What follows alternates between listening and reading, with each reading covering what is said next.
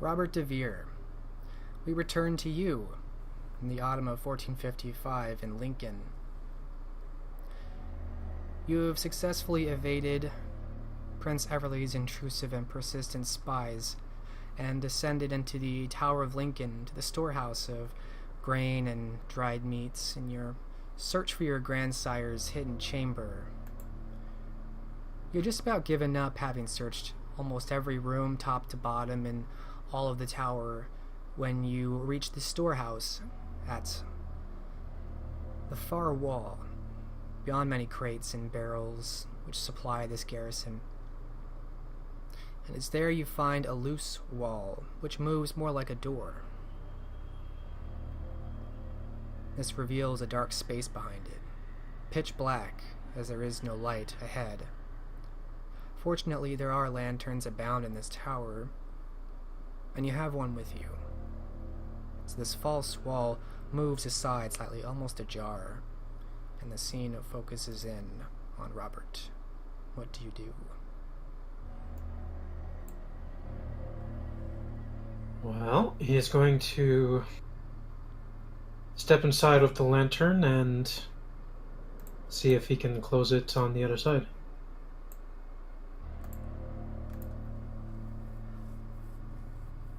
Alright, you step inside and you find you are able to close this and make it flush with the rest of the wall. The lantern isn't very bright in here, but by the light you can see that this appears to be a small and cozy study, entirely comprised of large stone blocks and bricks like the rest of the castle, but made comfortable with carpeting and some decor. There's a fine wooden table, kind of desk, with a couple chairs, many documents and maps sprawled across it as though someone was just working on it when they left. There's also several bookcases, and as you are looking around, you see there's a hallway that exits from this chamber. But the most shocking sight in this room is of a man, shackled to the wall, bearing a simple black tunic and breeches, his body slumped over to the side, lifeless. His hands are upheld by the shackles, his head kind of slumped over and down, with long dark hair covering his face, and a stake protruding from his chest.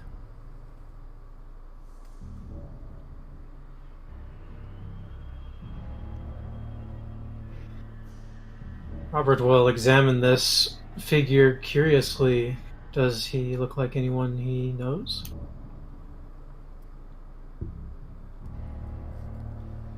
You kneel down to inspect the man more closely, as you can see past his hair.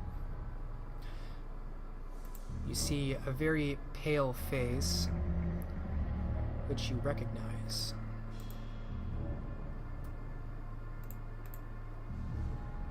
Once the ghoul of Gaetan de Corriveau, and then the ghoul of Jean-Marc de Martinique, and now the undead Cornelius, lies staked.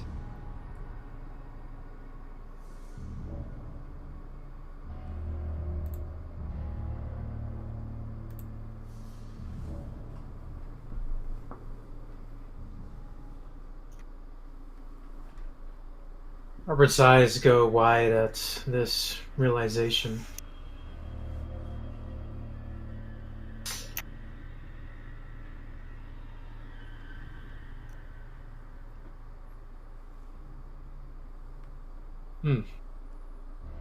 He'll not waste much time pulling out the stake.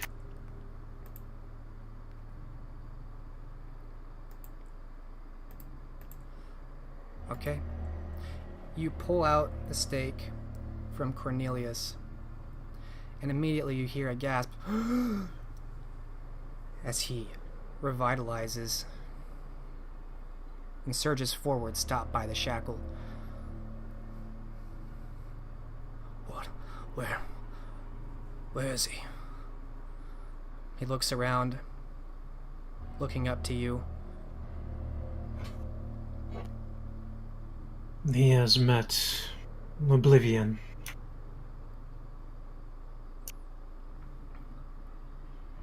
He looks up to you, mouth hanging open.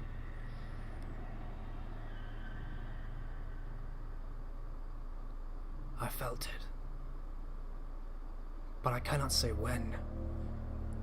I cannot tell if it has been days or decades down here. When did he fall? How? And he kind of surges forward again as though forgetting his shackle.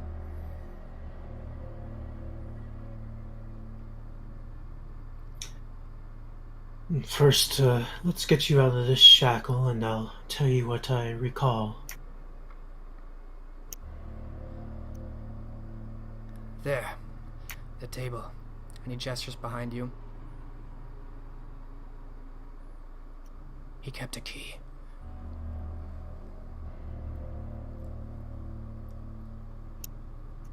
Robert will walk to the table, grabbing the key, and begin speaking of how long ago it indeed was and the events of his grandsire's death.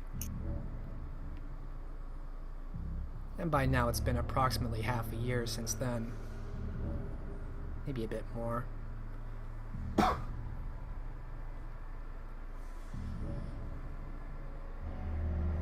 can't believe it, I've been here that long. Who struck him down?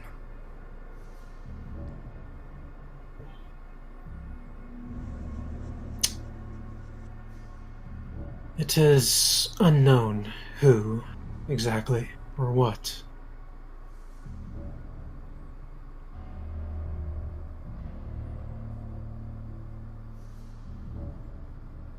His eyes narrow again. You serve the Covenant still, do you not? I am still in their employ. I know not whether to trust you. It is as like that the Covenant was responsible. Whether you knew it would tell me either way. Now, what makes you think that? He was certain of it. In his final nights.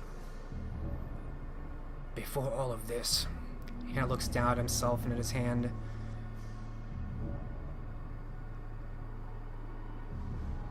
I think he went mad.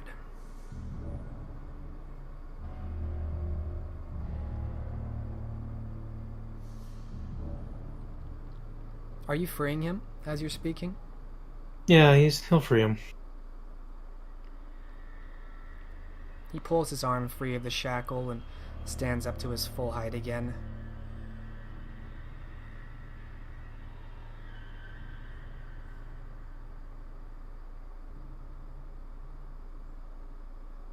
Well, him being mad in his final days, very likely he had many enemies encroaching. But why did he stake you and leave you here?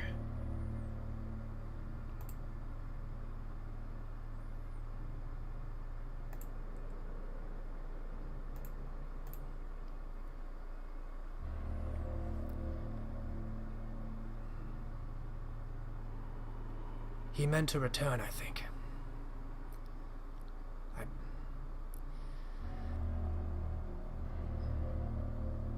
He kind of looks down, lost in thought, trying to grasp all that's happened.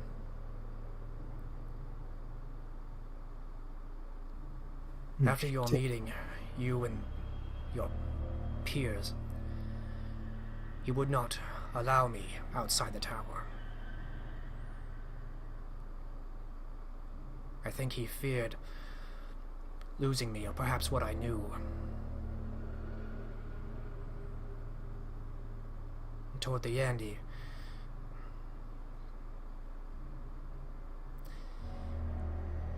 killed me. But I suspect he regretted it. As I came back, I was fed. He promised to teach me. Teach me everything I have not learned under Gaetan's service.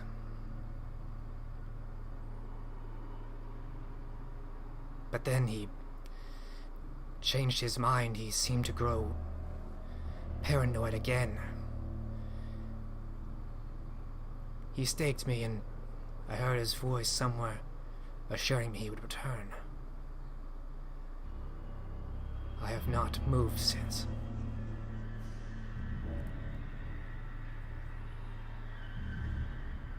I see. Well, I suppose if you've held anything from us, now would be the time to tell us. Or me, at least.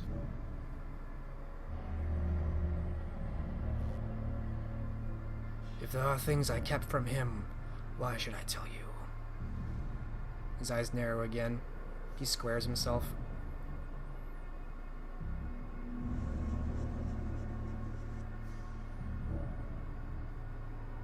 How am I not to know that you shall simply lock me up for my information? I set you free, did I not? Yes, for now. I'm no fool to the games the Canaanites play.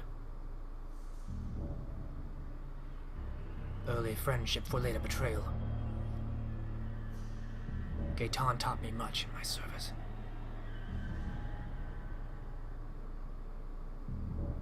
Oh, did he? Then perhaps it would be more...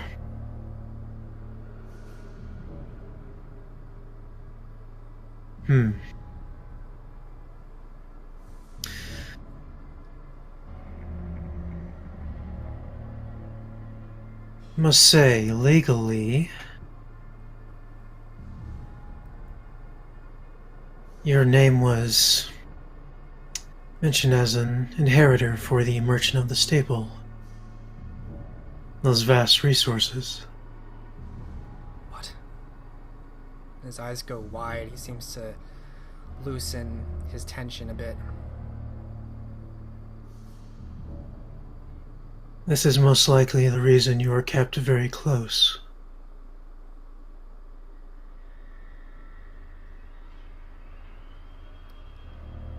Jean-Marc wished for me not to inherit it, for me to take ownership.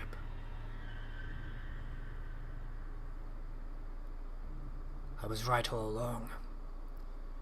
He must have been responsible for the death. He begins pacing, looking angry. Don't jump to conclusions on the death of your former lord.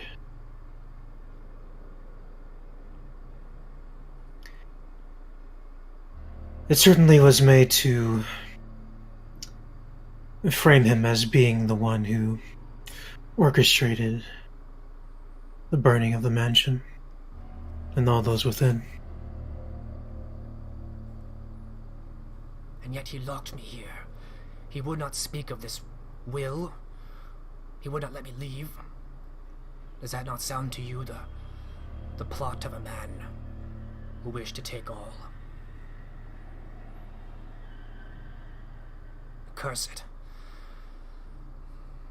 I shall waste no breath or more time on him. I served him only by his binding chains of vitae.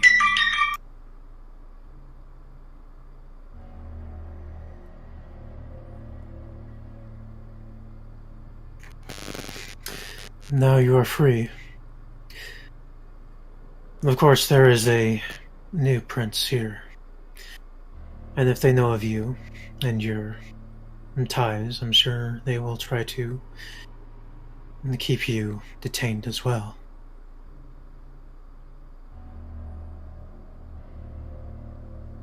Who now reigns the city?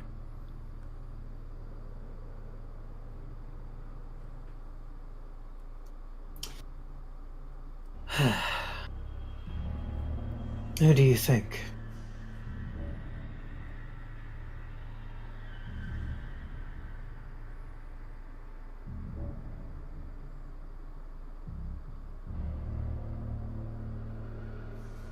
Not Everly. The very same. Jean-Marc cursed her name many times as well. Perhaps it's no surprise. She has always been a kind of opportunist.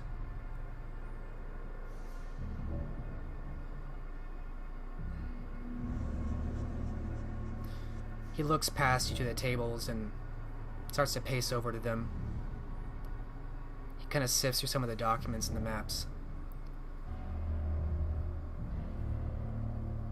If I am to inherit the merchant of the stable, I would have the resources, perhaps, to find Gaetan's killer then, if indeed it was not Jean-Marc. There were things that I did keep from Jean-Marc.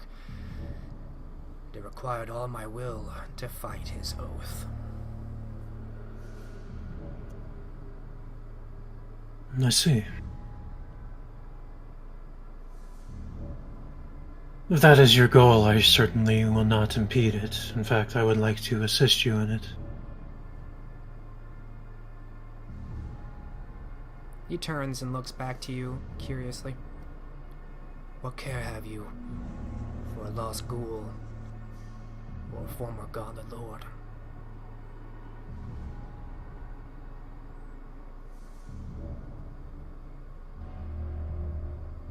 Because I am a part of the gauntlet now, it behooves me to discover what led to the demise of the previous.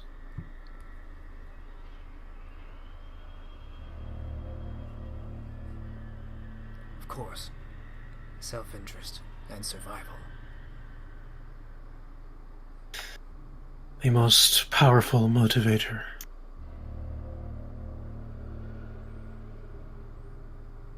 Reliable, at least. He nods a couple of times. If you will aid me in my hiding from this heavily. He nods again. Then we will find the one responsible. Tell me, are any of these documents unimportant? These are some of the most important documents that Gaetan and Jean-Marc pored over. It is that most of their work was done in secret. Agreements, maps, everything needed for the logistics. He turns back to you, and I was their mortal liaison. I know everything to run this.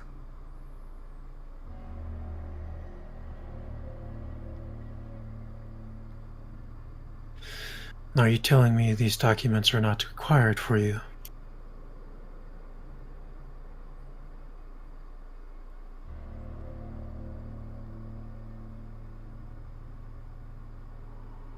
They are important records.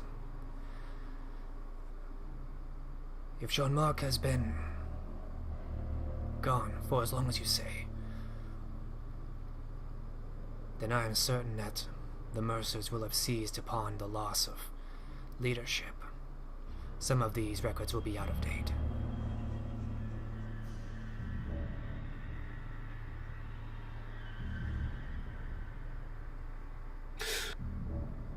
I only sought something that could at least distract Eden Everly. If this chamber is discovered and empty, that would instantly point out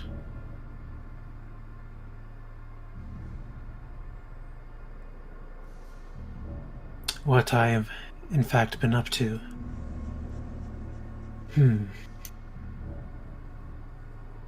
This is not the only way into this chamber. It exits the city to the north side. If you can help in smuggling me out,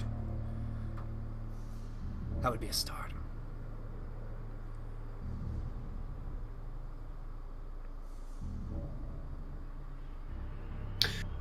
Very good. We'll start with that. We shall take whatever is required. I wish not to waste any time in pursuing Gitan's slayer. How much do you know already?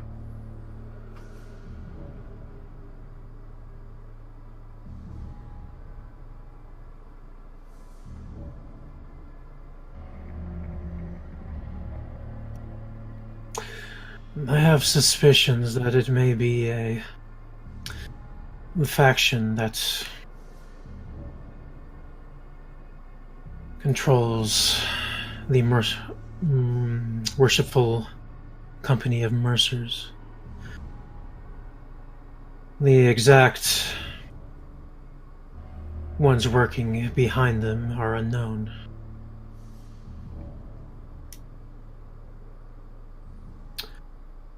Precious little else is known. Know you of the McNally brothers? Ah, yes. I have come across knowledge of them. Gitan had me look into them. I had a network of spies gathering information. These McNallys, I learned some. We tracked them to Canterbury. It is there that my network remains. Surely they have more information on them since their arrival, but I have been unable to reach them.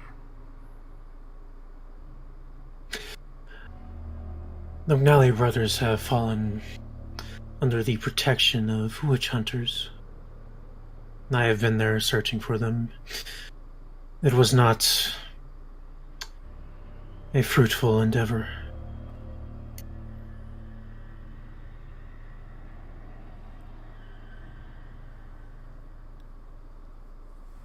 That stands to reason. The one known as Brooks. He was somehow related to the church. I think his brother ignorant of all this, somehow. But unless you are trained in the arts of espionage and spycraft, then I am not surprised that you turned up little. My men likely have been there the entire time. If you can smuggle me out, we can reach them and find out more. This is indeed possible. But just a warning, the witch hunters have my description. If any occasion where I have to meet any of them, I do not think it would fare well.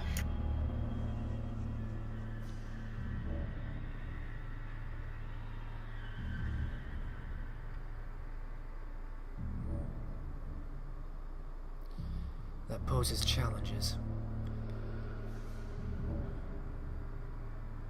But not insurmountable ones. They do not know of me.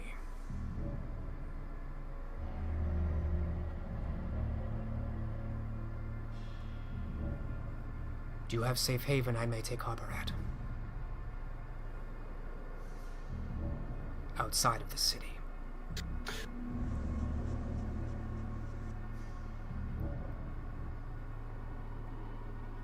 I had in London. I am uncertain of its status at the moment. But perhaps that is the best place to start. Then I will settle for you smuggling me to your manor in London.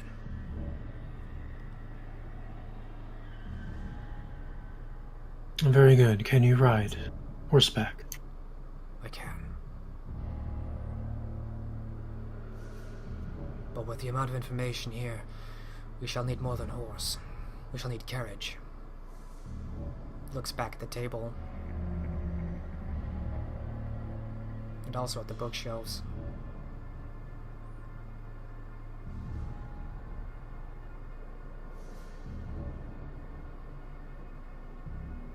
I'll start with securing a carriage then. He nods.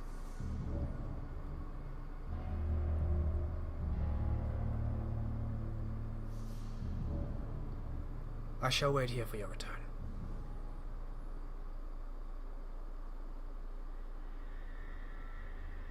Very well. I shall see where this tunnel leads to. This will exit outside the city. As I said, to the north side.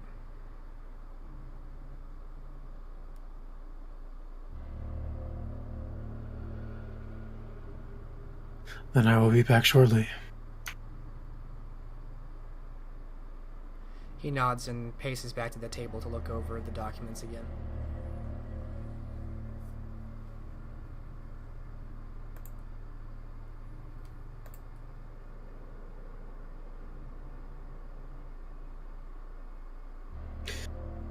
Robert will begin heading out, and of course he'll keep to his word and look for a carriage.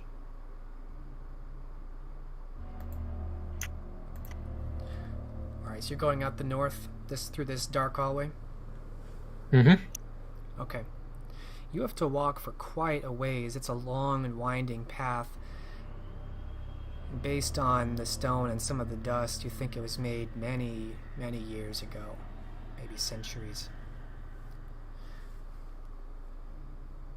Eventually, you find it opens into a kind of hatch door, and when you emerge on the other side, you're amidst dense foliage and brush. You're basically exiting into a bush, a very large one, and it's somewhat difficult to get out of.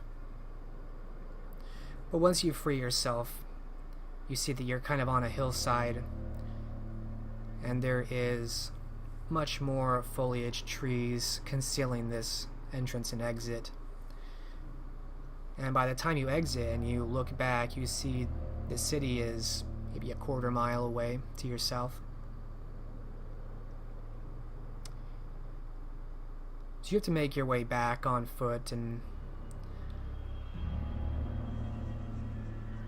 it takes maybe a few minutes of explaining, getting yourself back into the city gates, some strange man just walking through the night.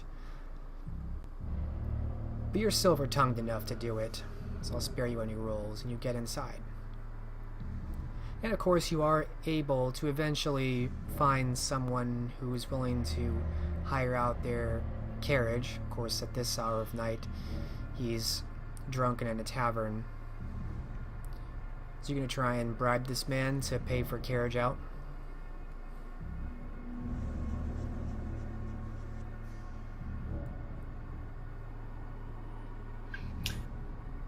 Bribing is the word.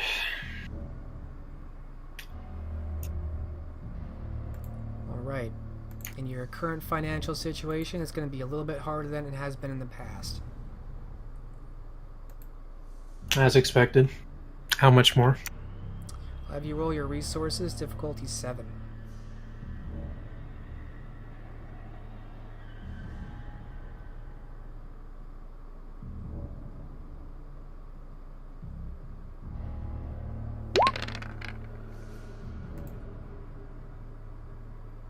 One success.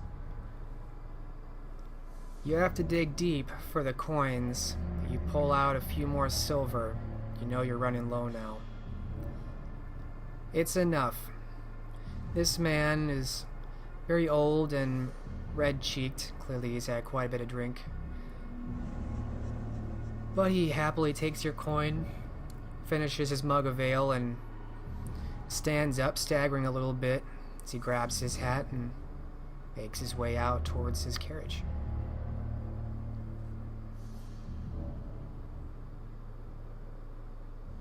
You go out with him?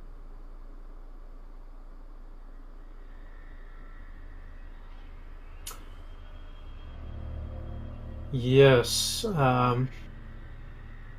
Before we direct him out of the city, though,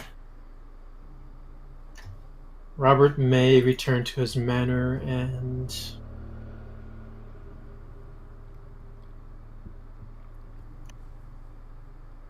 gather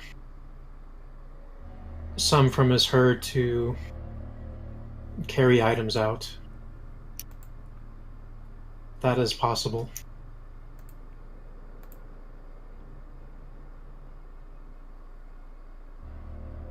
You have heard? Yeah. Oh, yeah. So you want to use them as simple labor? Exactly. Okay.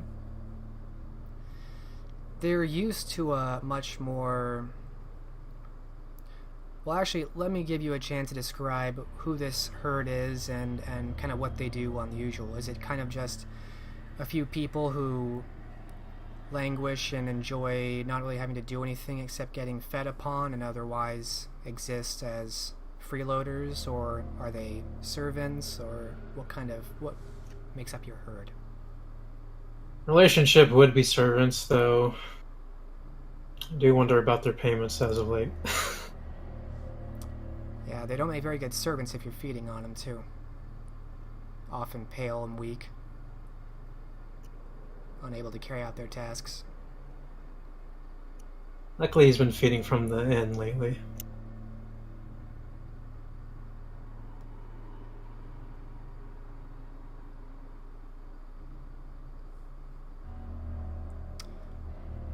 Roll your resources again.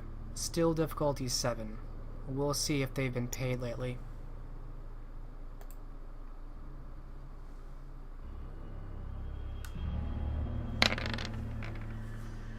One success. Okay, you're getting by.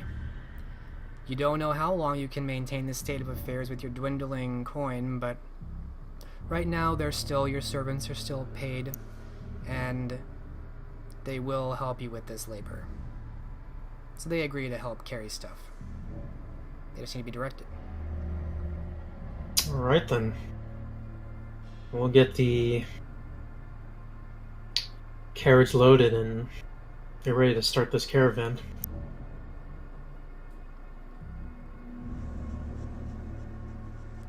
Alright, what are you loading? Are you loading the stuff from the secret chamber?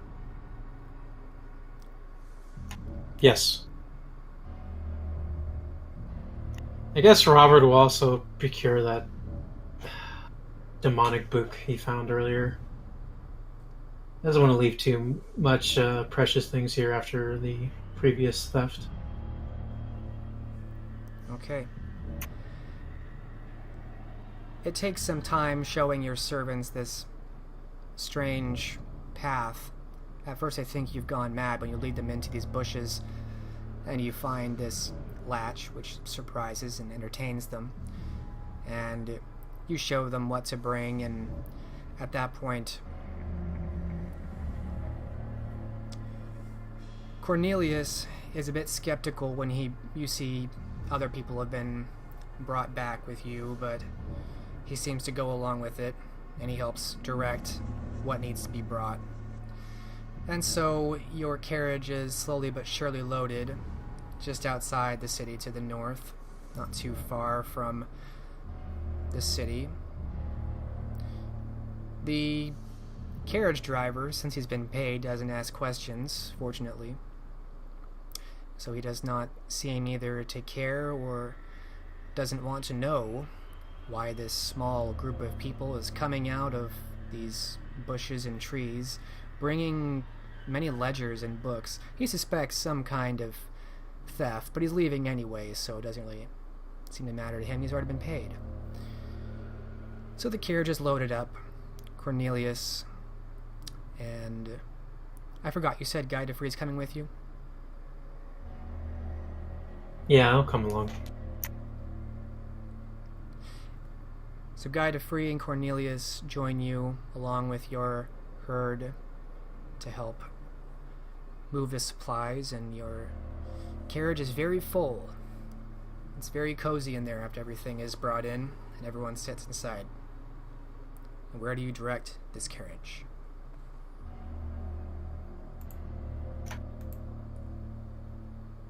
We will start heading towards London. All right. Away to London you go. And at the sight of your very full carriage, led by this old drunkard, heading south, the scene will fade as we transition.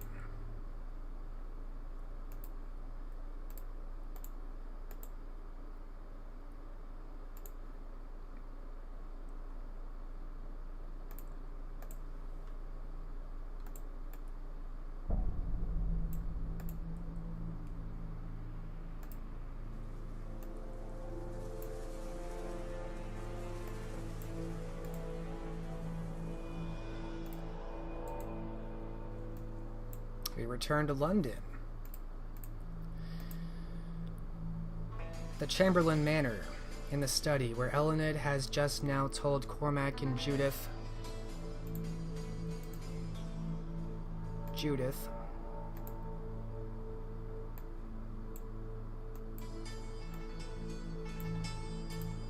of a revelation of Ragna's leverage, her knowledge, perhaps, of the betrayal of Cormac and Thomas.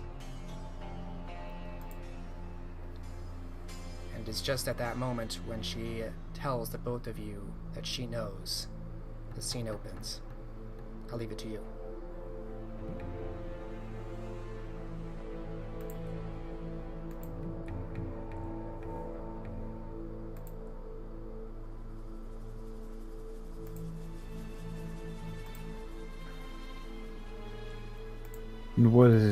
What is it that she knows about Cormac de Courcy and the late Thomas Chamberlain?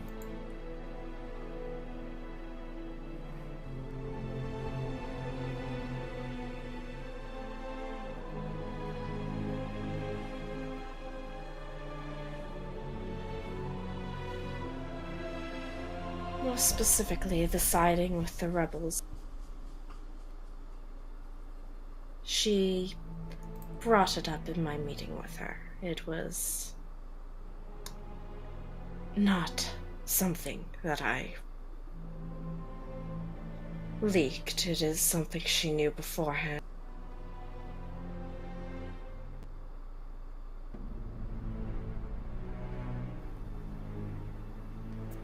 Judith leans forward, steepling her fingers and resting the tips of them against her chin.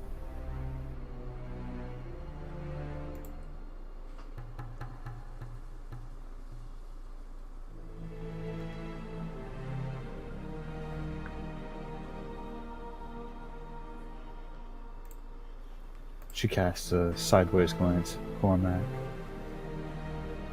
Thoughts?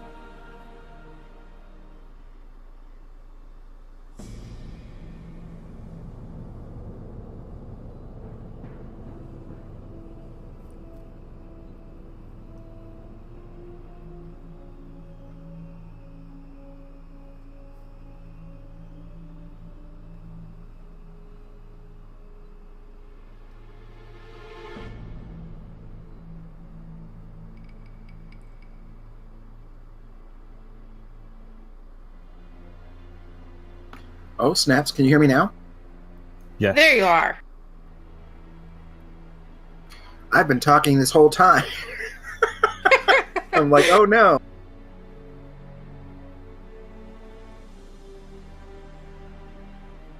What? Did you hear anything from me at all? Nope. Negative. Oh, God.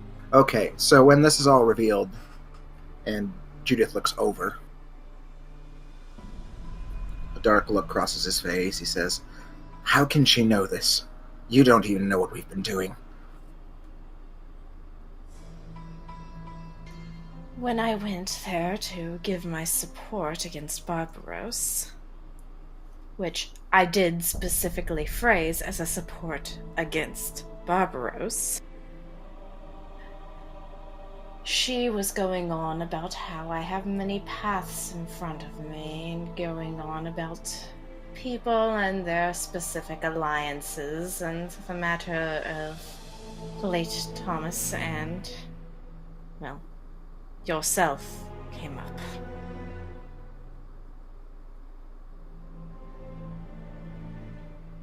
Was it just speculation, or do you think she really does know?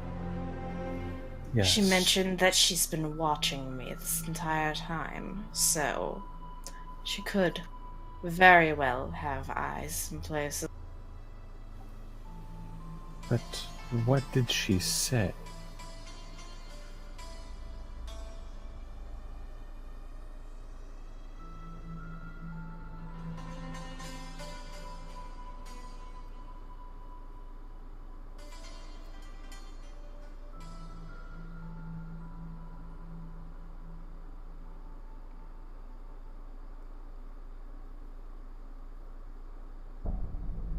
Specifically?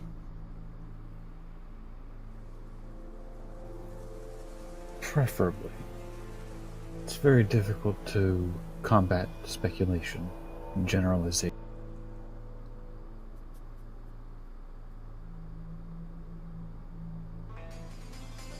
In truth, she kept it rather vague.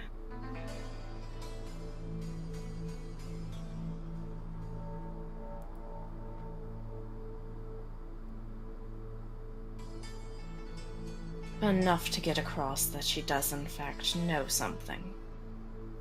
But knowing something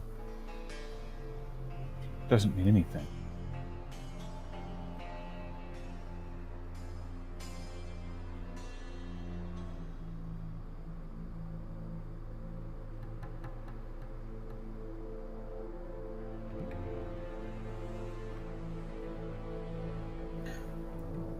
We've been rather cavalier about admitting to meeting with Ellen in Somerset.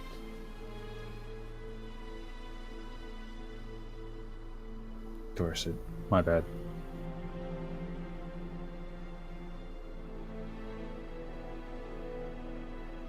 But this isn't an entire loss. Robert did something to get on her bad side.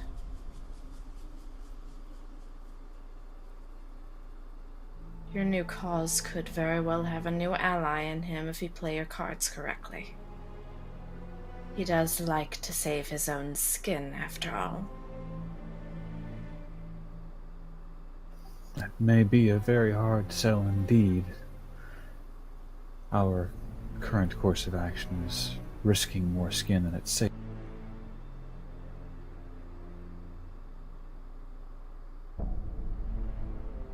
Perhaps.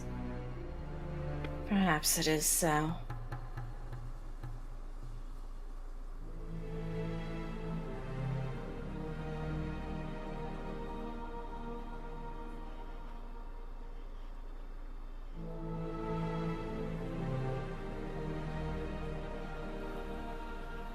Even so, it sounds more that she's grasped onto a hunch and fed you just enough to spook us.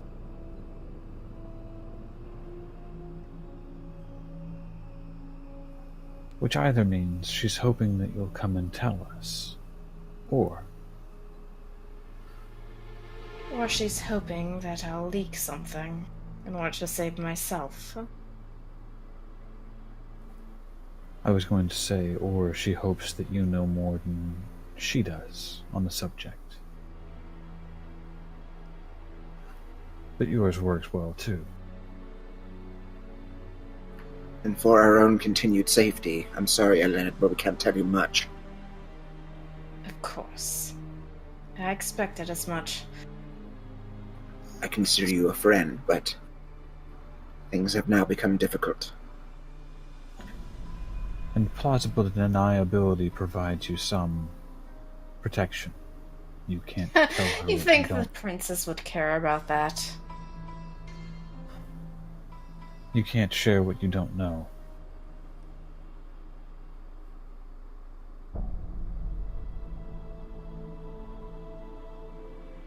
When asked, you won't have to lie.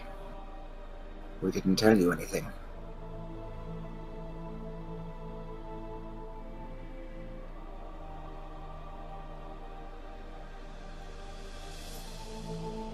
Of course. At least until you decide our way's the right way. He'll smirk at her.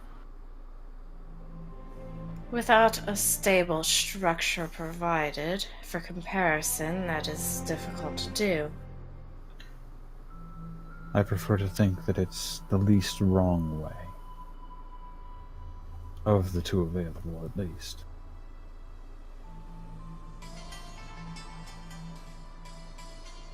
You at least have it easy, Judith. All you had to do was drop off your cock.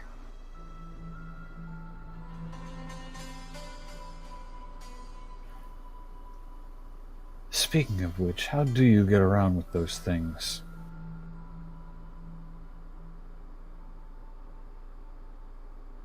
It's just a piece of meat. Means nothing to me now.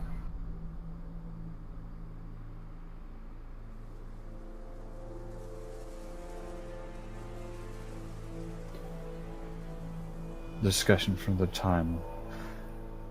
At any rate, Thomas was buried in Scotland.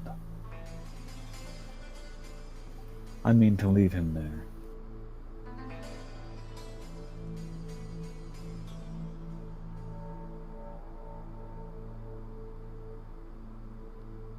Of course.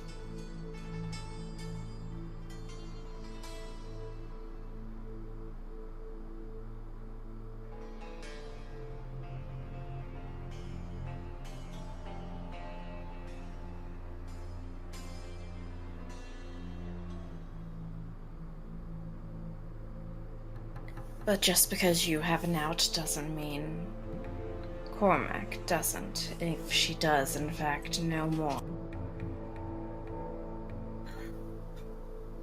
I'm aware.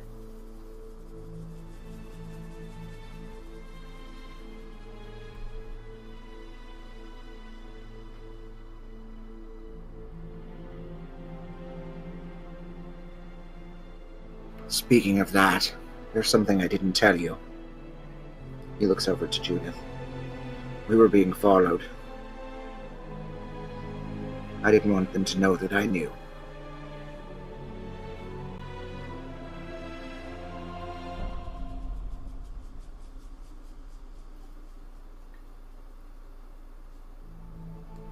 Since when? Or rather, when do you think? I don't know how long. I only noticed them when we were on the way here. Or I was, and you were off on your other errands.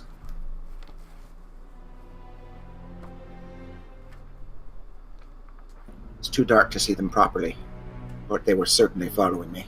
I made sure of that.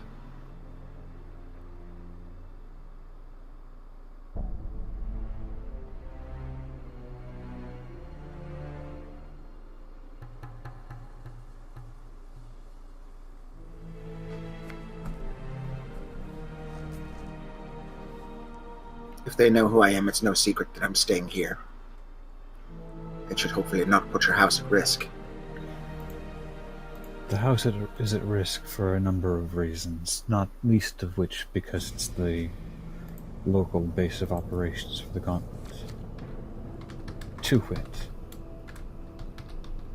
at next opportunity, once the dust and paper trail is settled down, I mean to make a gift of it.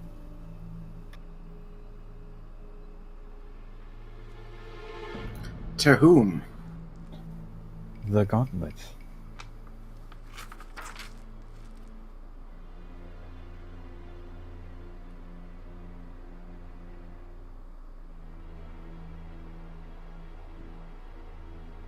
There's only 3 of us left. I'm sure Ambrose will name some other ambitious youngling to the cause.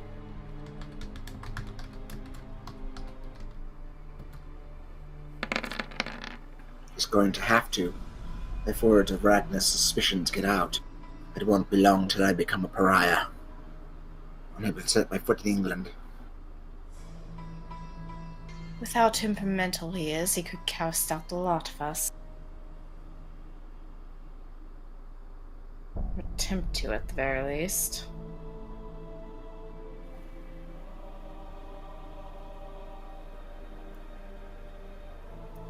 He's temperamental, but also shrewd. He'll be careful not to play that card unless he must.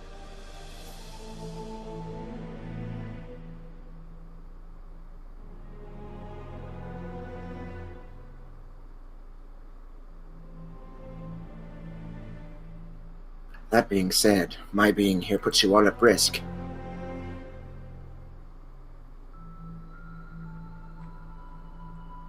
Yes, but before you vanish, there's still something we need to do. There's a certain location we have yet to visit. You're speaking of Bath Tumulus. That I am. If we can do it secretly, then I'd be happy to continue our research.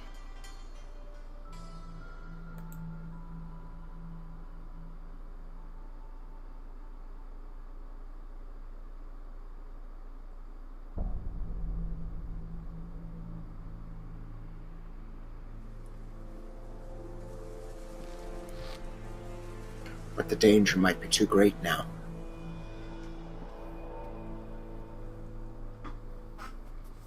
Unless you know someone who knows how to change faces. Unfortunately, no. Though I can get out without problem, though you two, that would be more difficult.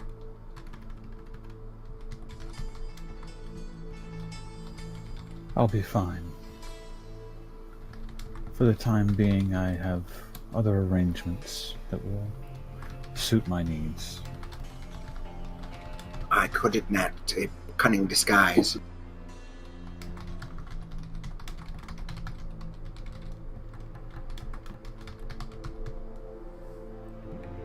Weren't you joking about getting a dress not that long ago?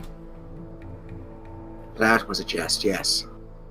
But if I turned myself into a simple peasant, there are many who wouldn't even look twice.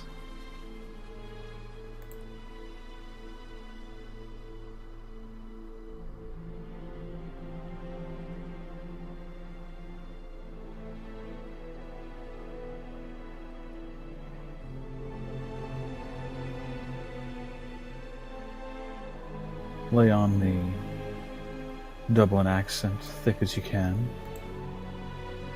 Most people will be happy to be rid of you. She'll wink.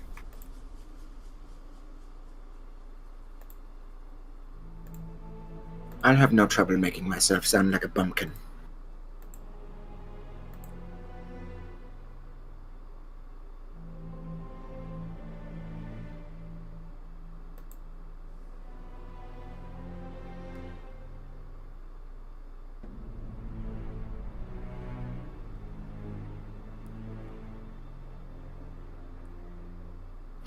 Would you perhaps have access to any of those face paints that mortal women are so enamored with, Elined? Have you seen how I normally dress myself? I am definitely not the face paint type of person.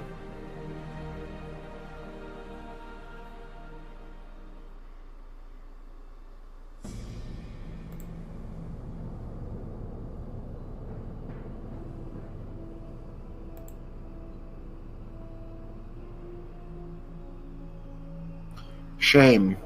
What about you, Judith? You know quite a bit about makeup, it seems. I may have a few odds and ends you could use.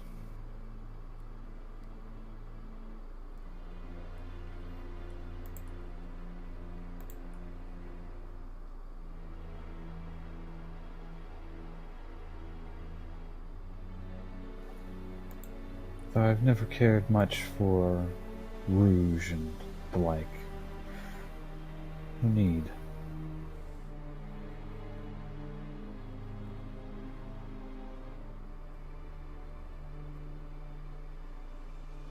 Do you have any of your ladies in waiting who do? I have to be as unassuming as possible. Which means to say, not so pale.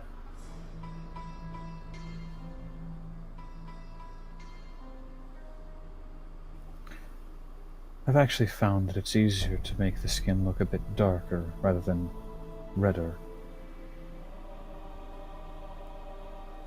bit of browning. Give you the look of a man who works the fields. That would be ideal.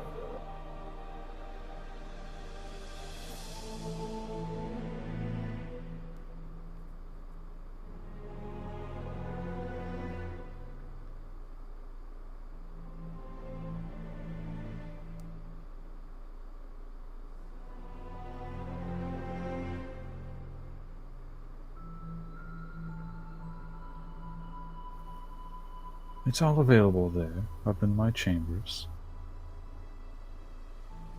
Could even give you a fuller beard. She'll grin broad.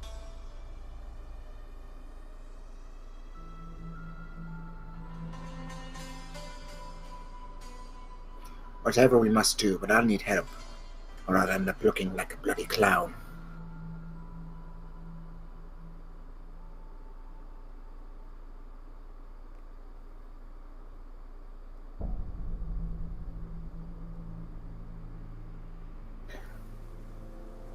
Did you mean to leave tonight?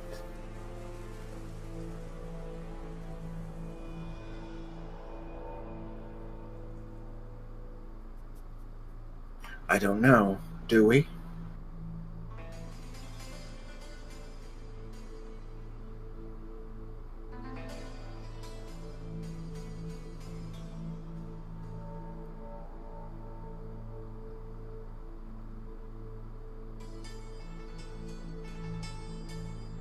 If you are in fact being followed, it would be the wisest idea in order to throw them off.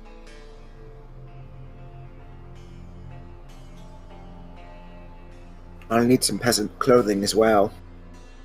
I'm sure you must have something around this place.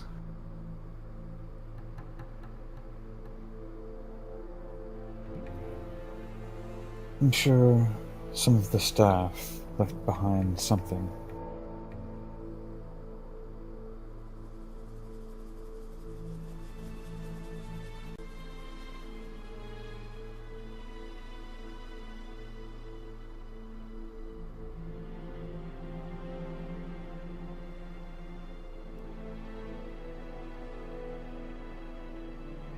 If this works, I'm going to give you a bloody kiss full on the mouth.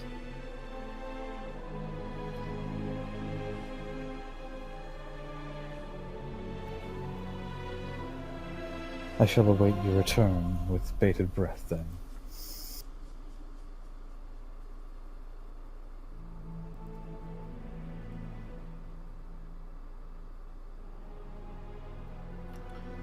Alright, then Cormac's going to set about getting some makeup and clothing going.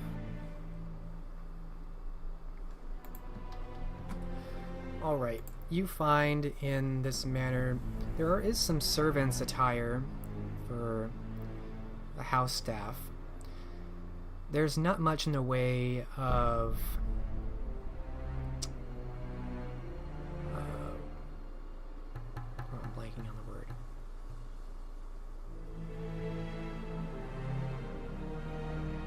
Makeup. I don't know why it took me so long. I mean, Judith would have her main resources for doing her Thomas fate. You would have that, so it's not exactly, as Judith explained, it's not like rouge or anything. You could make yourself look a little bit different, not necessarily more feminine, and you can combine that with the servant's attire. That's about it, unless you get very creative.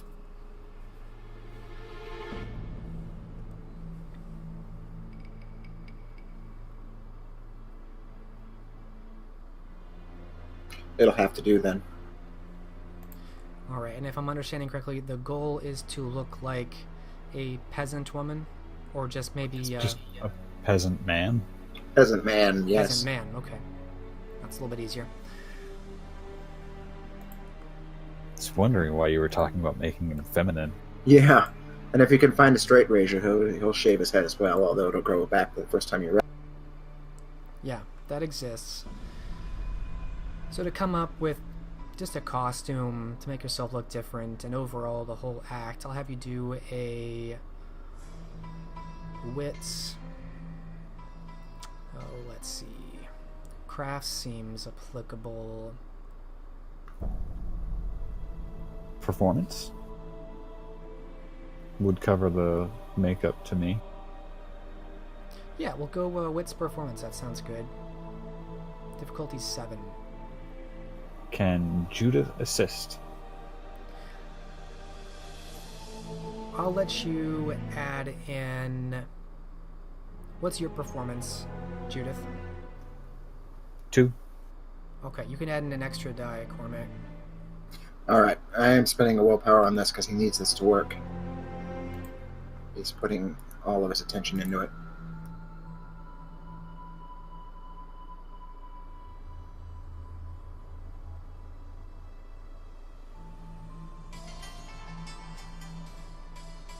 What was the difficulty again? 7.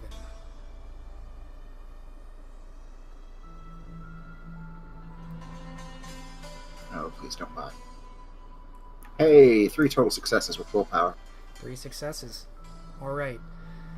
It's very helpful having someone who regularly has to change their own appearance helping out here. And after everything's said and done, you make a pretty convincing change of the appearance of Cormac de Courcy after a straight razor and some of this dark kind of concoction which Judith has come up with to make you a little bit darker. And the servant's attire, you look almost like a different person entirely. You'd have to be very close and studying for quite a while to see the resemblance.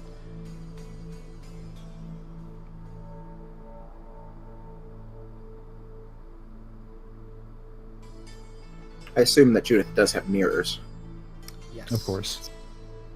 so he'll admire his new look. Not bad. Now for the voice. Gruff Englishman, perhaps?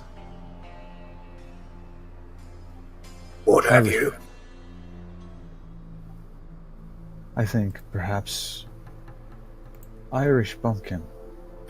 But I'm already Irish. Won't that be a giveaway? Do you want to be someone completely different, or do you want to turn people's attention away from you? It's better if I don't speak at all.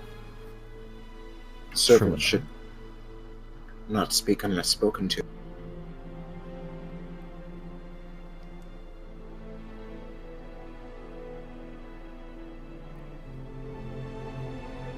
I'll come up with something if it comes down to it.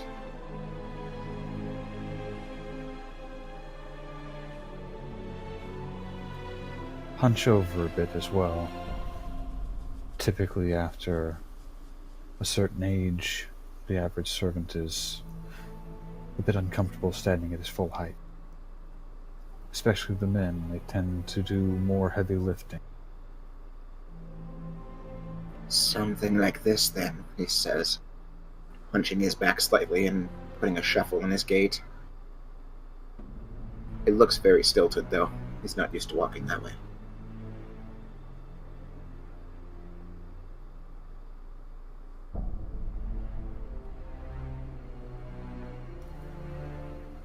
Just do your best not to walk like a peacock.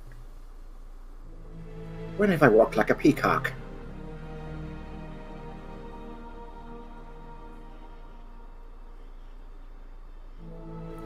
You are a lord, after all. Of a lesser how. I grew up in hay and pig shit.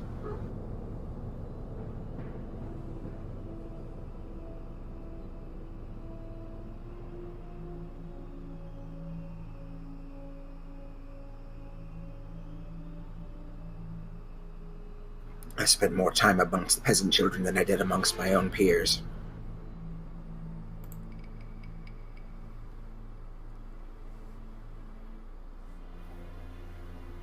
Be the peasant child. I'll do my best.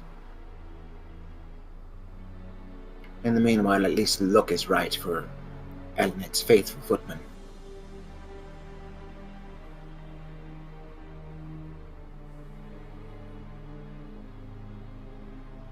Well, there we have it then. If you wish to vacate London this evening, you definitely can.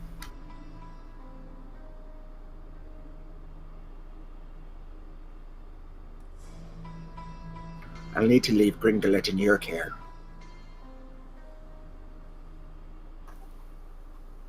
I'll have him and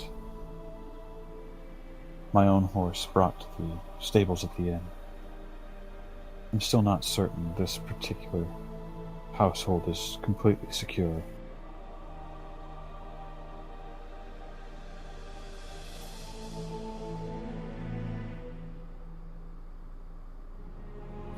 Well, let's go show Elined what we've done. See if she even notices. Here, let me follow and step behind you. And so they will descend. Cormac doing his best to look unassuming, and see if he can fool Elined even.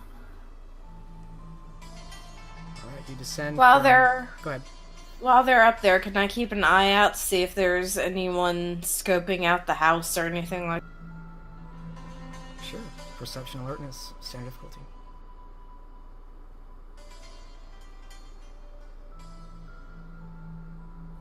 Should detail-oriented apply? Absolutely.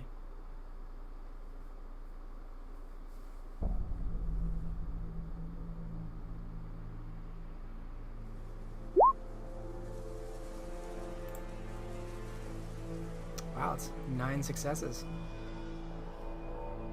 You don't see anybody. You get a good view of the street leading up to the Chamberlain estate and even some of the nearby estates where someone could be poaching, but you don't see anybody. Looks clear right now.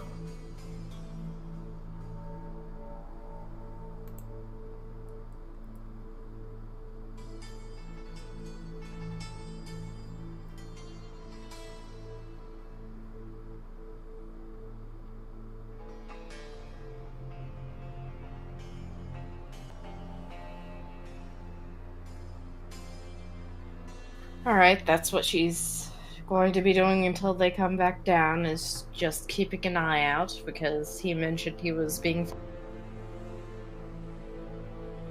Soon enough, Judith descends, followed by, it seems like a manservant.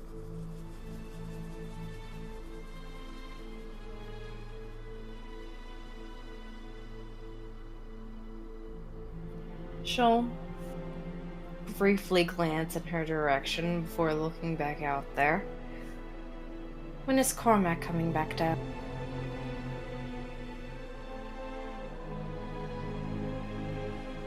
She'll grin a bit.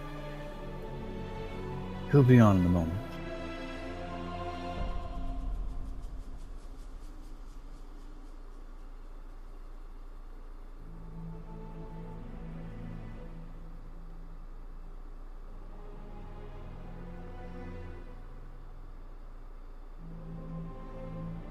Cormac makes no move to reveal himself.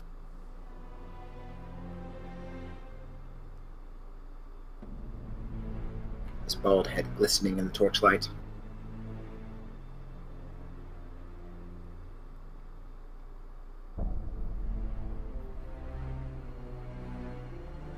While you were up there playing dress up, I have been keeping watch. It doesn't seem like anyone is watching as of current.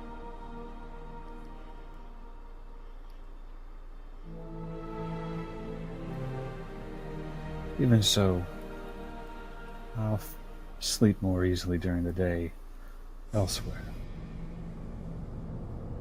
And I don't blame you. Speaking of which, before you go, you might notify Robert that you won't be here when he arrives, if he should come.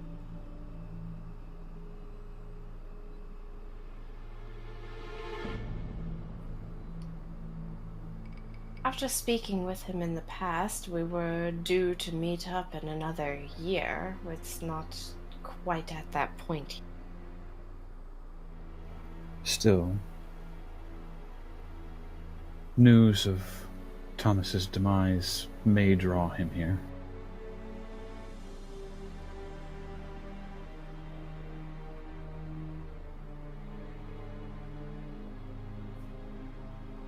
Perhaps.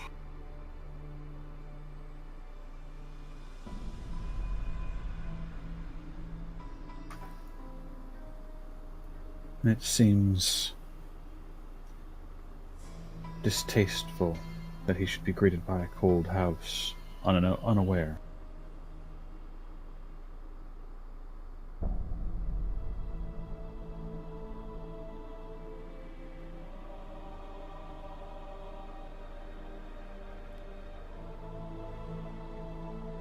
I suppose so, but any message left could possibly be intercepted depending on how many resources are being poured into. You provide just what he needs to know. Traveled west.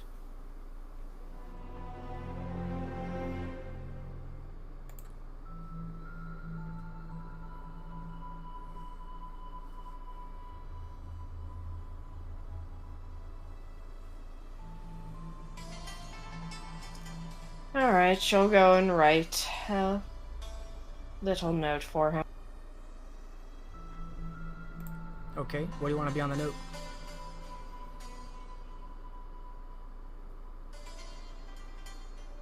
Sought out research elsewhere. She is giving no directions in case it falls into the wrong hand. Alright, do you sign it, Elined?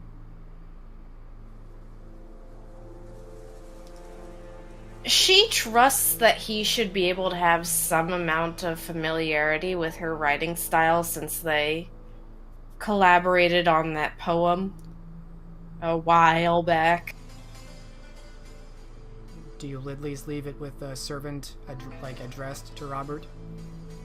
Yes. Okay.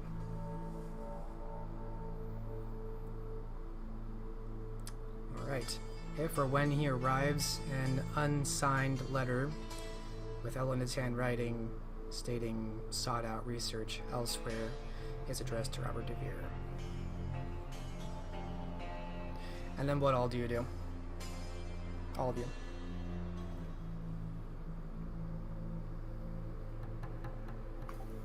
Judith and Kasim are going to take the back way out and make for her inn. Okay. And Cormac? Cormac waited at the bottom of the stairs for Elined. Elined will take the front way out because, as far as she knows, outside of those inquisitors, she's not necessarily being hunted at the moment. Not by the princes, at least. As you're making your way out, a foot servant falls into line behind you.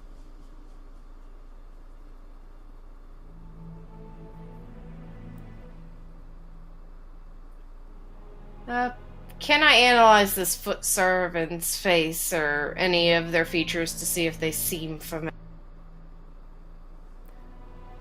Sure. Perception, empathy.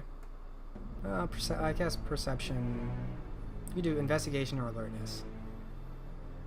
Alright. Does detail-oriented apply? Yes. What is the difficulty? Is it standard?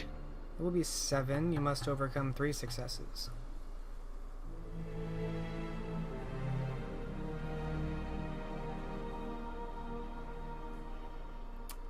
Five successes. This is Cormac.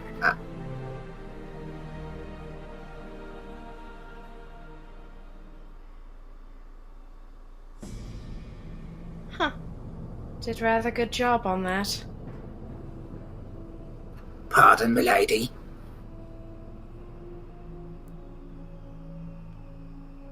Right, of course. And he winks at her. She'll just head to where she has the carriage that she came here. Actually, no, she came here by ship, didn't she? Came here by ship. Cormac will carry out the luggage, including his own tucked away, containing his sword and other clothing. She will go procure herself a carriage and horse to head out with. Did you leave Gertrude in Bristol?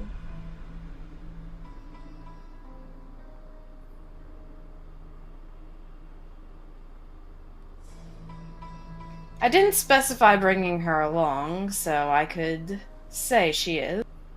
Okay. Yeah, I couldn't recall either. That makes sense, though.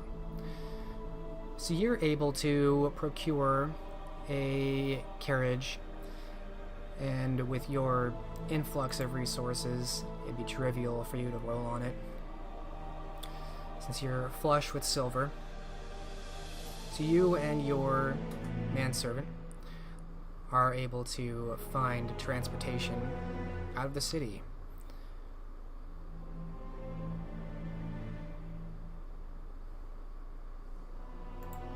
Give me one moment.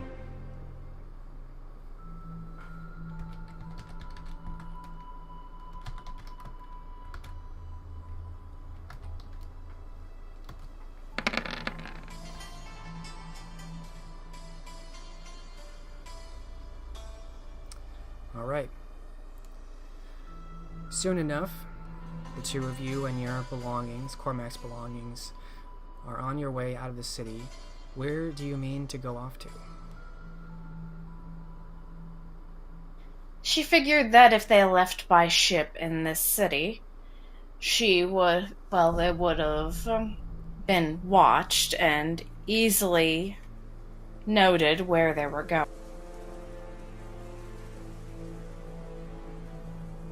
So if there are any neighboring cities with ports, they could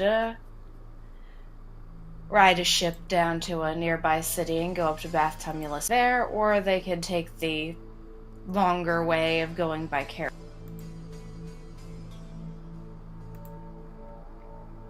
Both of those are options. She will present both of those options to manservant Cormac to see what his thoughts are.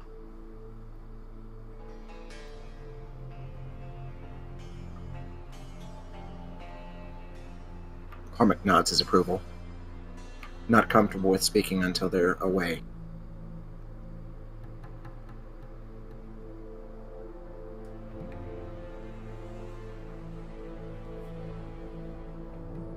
He makes it clear that finding a nearby port city anyway is what they should do. Alright, good. All right. Your nearest port cities will either be in the county of Kent, probably going back to Dover, or Essex, which would be roundabout to the north. And let's see here.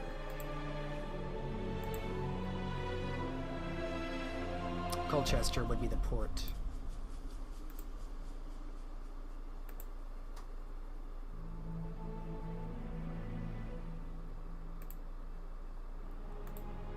So basically, north to Colchester or south to Dover.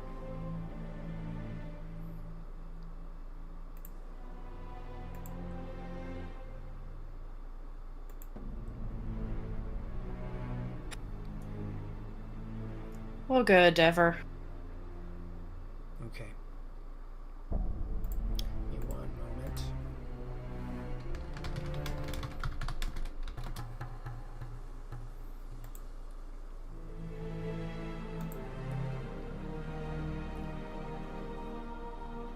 And as I recall, I can be corrected if I'm wrong, it is also around autumn 1455 for you as well.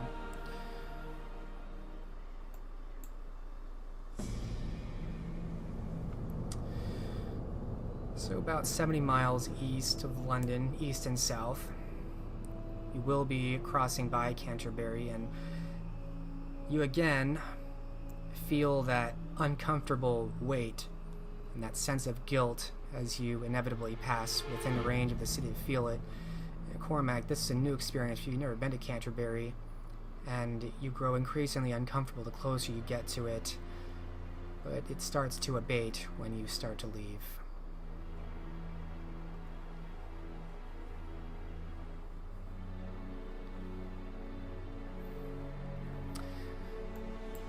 So you reach Dover after maybe a week, maybe a little bit less.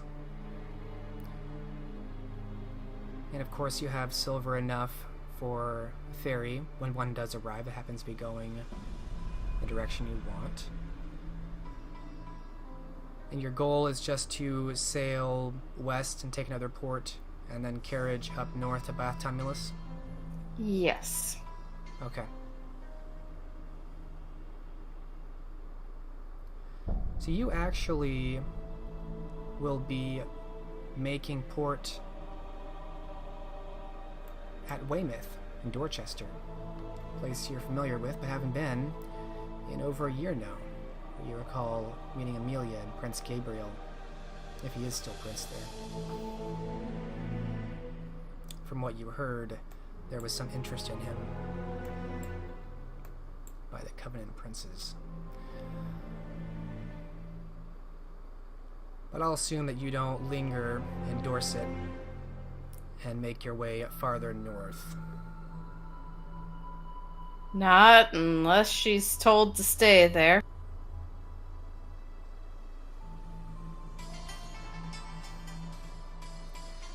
You're able to pass through Dorset without having to stop or make presentation or really find out if there is a princedom there still. And you continue on north to Bath Tumulus. We're going to say you arrive at the end of fall in 1455.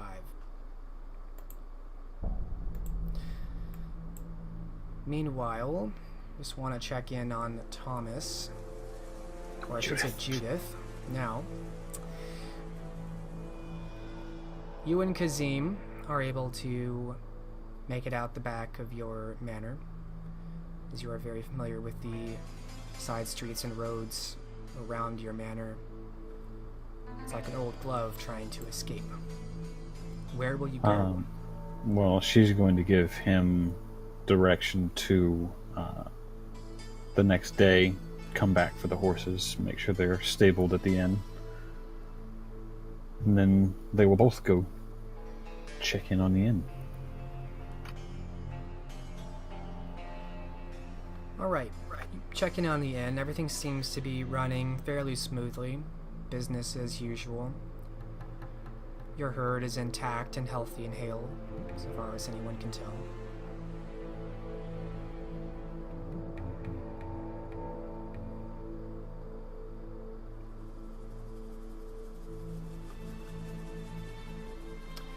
And you're just going to stay there for the day?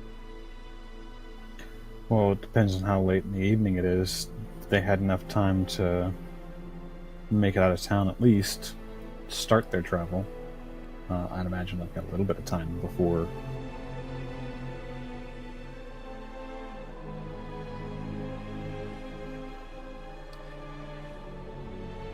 It's fairly late in the evening by the time you get to your inn. But if Kazim's working efficiently, I'll say that you can make your exit that night if you want.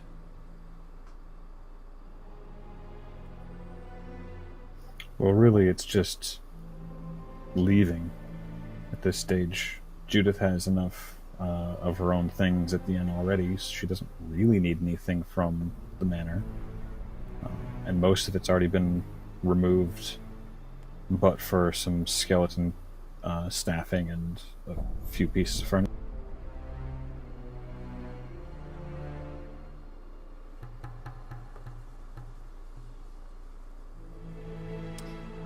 Yeah, that's fine. And Kazim, of course, agrees to return and make sure the horses are stabled at the manor. Inn. At the inn, thank you. And where do you wish to leave to? Well, Judith intends to stay in London. Oh, okay. Then what will you be doing, we'll say, in the immediate future? What are Judith's plans? Or is she just waiting for Cormac and Elined to return? Well, she's waiting for a lot of things. That's one of them for sure. Probably going to check on the status of the river barge system that she began as Thomas. Let's see how that's faring. How that did during the spring and summer and now the harvest season. And what benefit it provided to the village at Edmonton. Check on the construction efforts at Edmonton Castle, which by my numbers has, another year? Yeah, the estimate you were given was January 1457. So just a little bit more than a year.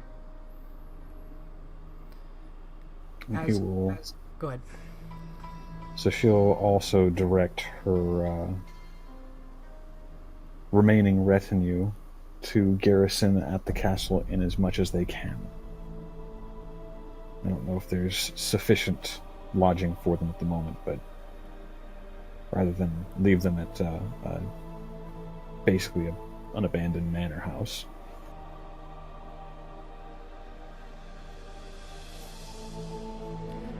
Alright, when you check in on Edmonton, it seems to be doing well. The river barge system is still a work in progress. It hasn't yielded any significant benefits as of yet, as the organization of it is still being straightened out. But they seem willing to continue working on it, and it seems like some of the older village traders see some promise in it, interestingly enough, and it seems like over time that might bear more fruit. The castle at this stage does have lodgings enough for your 40 remaining men, including your 20 men-at-arms. And it seems like that works out. Your men were getting a little bit concerned at dwelling in a mostly abandoned manor. They weren't really sure what their future was or what was happening. So, Brandon Carter tells you. And to be stationed at a garrison seems like more reliable and safe work, which improves morale somewhat.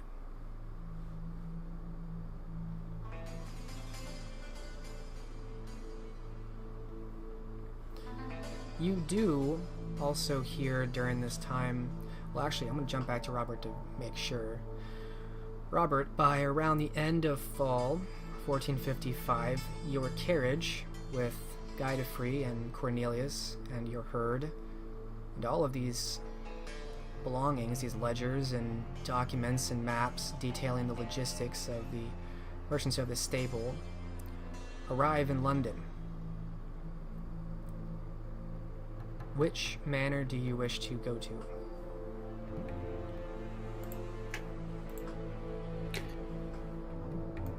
Go to Thomas's manor, of course.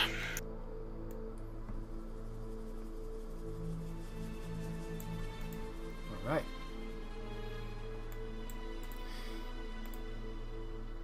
You receive a letter. It is unsigned, and it is addressed to you, stating, what was it, sought resources elsewhere? Seeking out research elsewhere. That's what you get. It looks when you arrive that there's very few staff here. It's almost abandoned entirely, only barely upkept.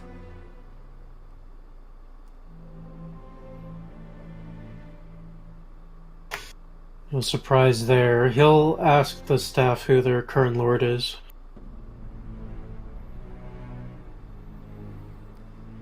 They tell you that they answer to a steward in the employ of Lady Genevieve Silvers as kind of an interim steward. It seems like there's some exchange of property that they're not clear on, and they apologize for the confusion and the state of the manor, but invite you to stay at one of the rooms that is still prepared. Most of the inside is very bare bones now.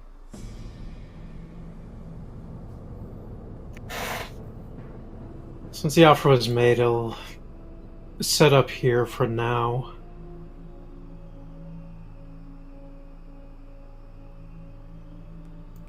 And see how we can help Cornelius. Okay. And Thomas, Kazim reports to you that upon checking in at the manor, he does learn that Robert DeVere has arrived.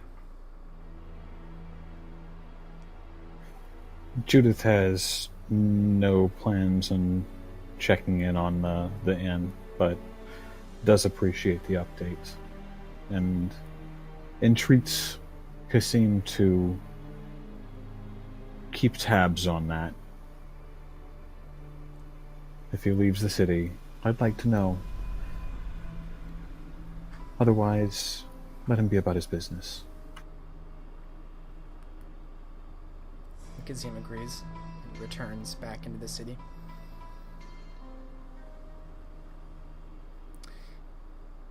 Robert.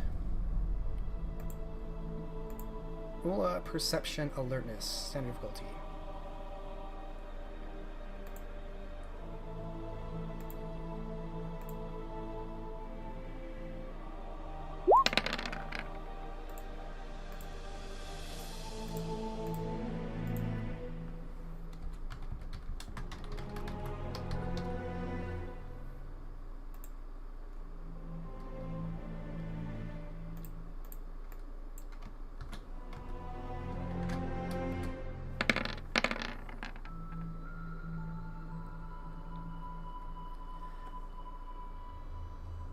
On one of these nights when you're in London, when you're just arriving and still getting settled, you note a familiar face down the street who isn't exactly spying on you, but he does seem to be in your line of sight, maybe a few blocks down from the manor as you're leaving one night, perhaps to feed.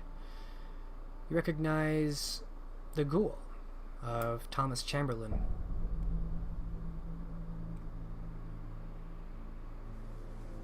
Kazim, you think his name was.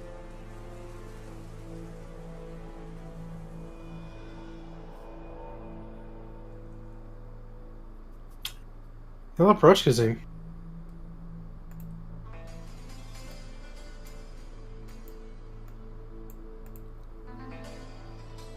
He's standing at a corner of one of the larger streets in London. Large tenement buildings all around, hovering, looming over you.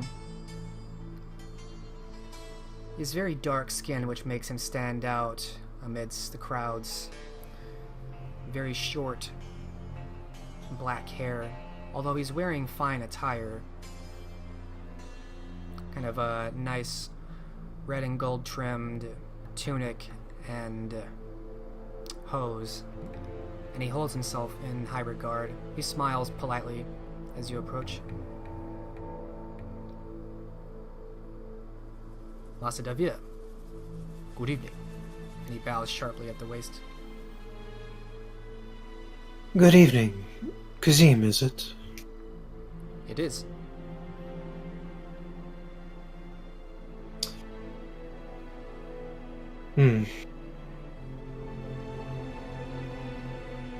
Sympathies for what happened to Thomas.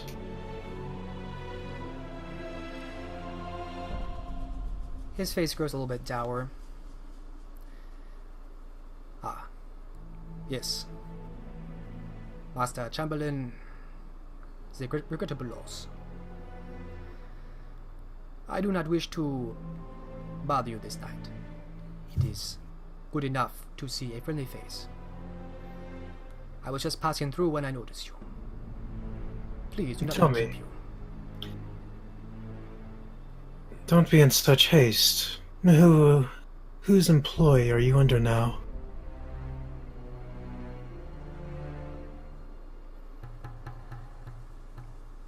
The Lady Genevieve Silva has offered to continue my service.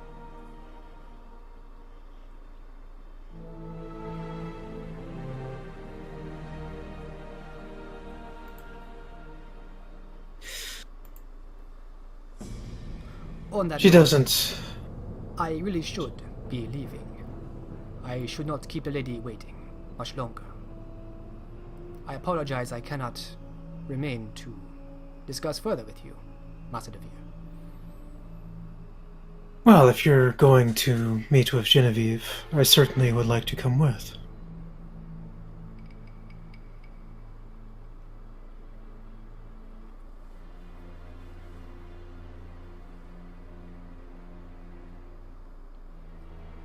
Ah.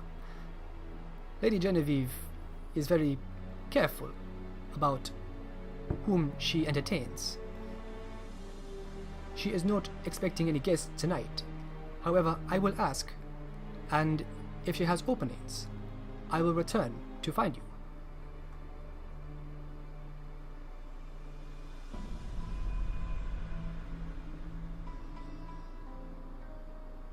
I am rather curious where she stays. Perhaps it's best I accompany you. No need, Master Devere. And he kind of points behind you to the manor.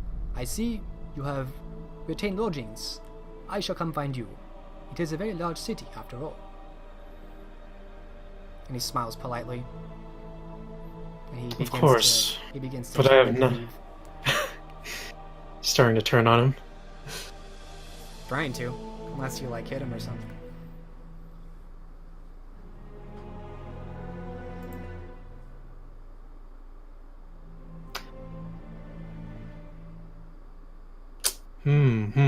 Well, he'll, he's like motioning to like walk away, like Robert will skip and pace behind him as he's speaking. Okay.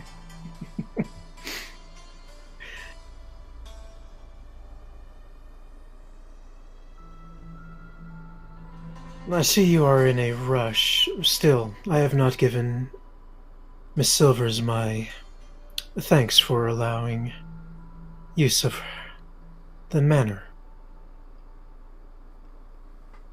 Ah, of course.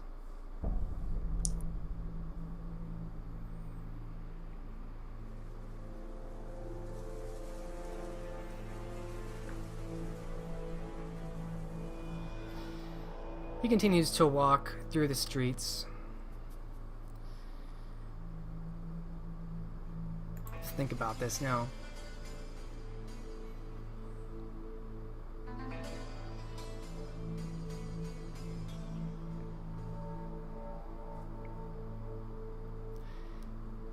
At this time of night, it's actually fairly early, and so London, of course, of all places, the streets are almost always busy, and this early in the evening, there are some parts where it's very busy, in fact. Especially on the boardwalk, where constantly ships are being loaded up or unloaded. And so Kazim, makes his way through the boardwalk and by one of the markets where it does get quite busy. It gets a little bit hard to follow him. I'm going to need you to contest him entering this maze of throngs of people.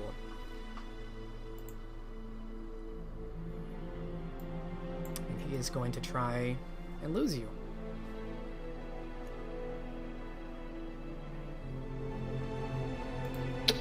Really now?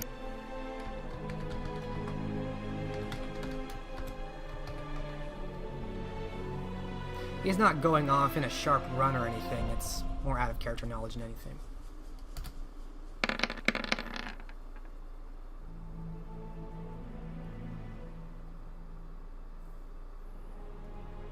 So I'll have you roll you can do a perception investigation or perception alertness. Standard difficulty.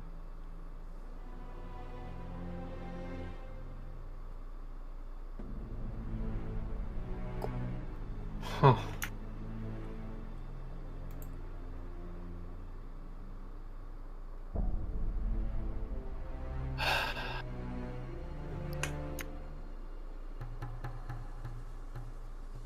Suppose perception investigation then.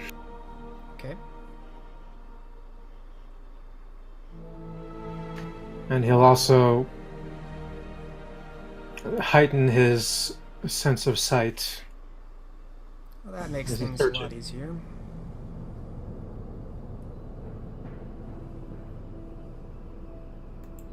You can reduce the difficulty by your aspects to a minimum of 3.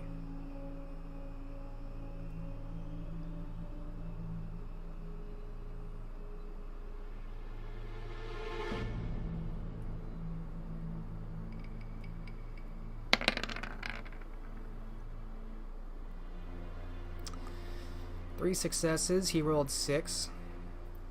You feel very sharp tonight. You're scanning the crowds. You're certain he just went this way. You know there's only a few ways he could have gone. But the crowds disperse and you don't see Kazim anymore.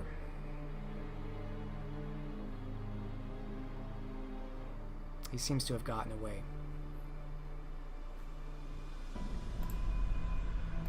For now, at least.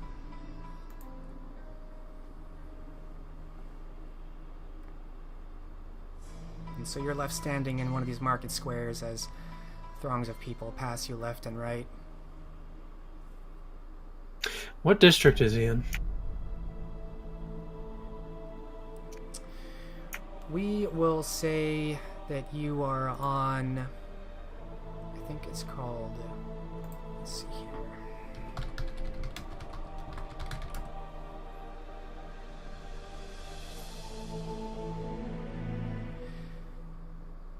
Seville Row, known especially for its fine tailors.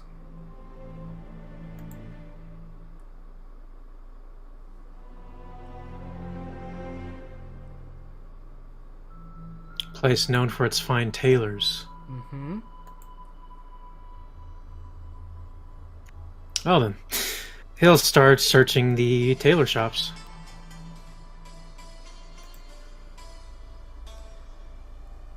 Asking if anyone has seen a description of Kazim, which should stand out like a sore thumb.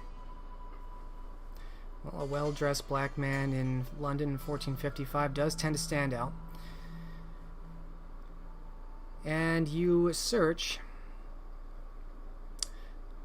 Of course, at this hour, it is early in the evening, so only a few of them have started to close. Some of the tailors are still open, they work late into the night.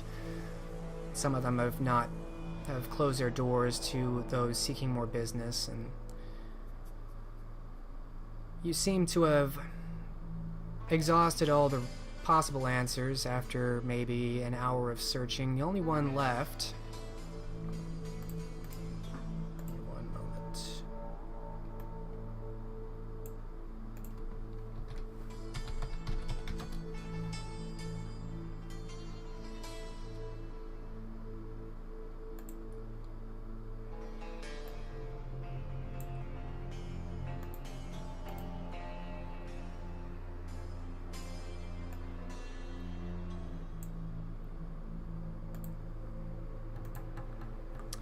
There is one tailor, of course, you've been in many times, because it is associated with a little-known brothel known as Bella's.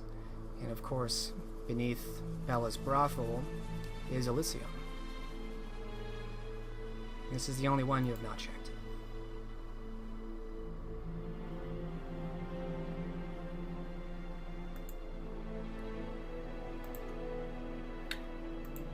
Well, he figures he'll give it a shot, and nothing comes of it. He can just head to Elysium.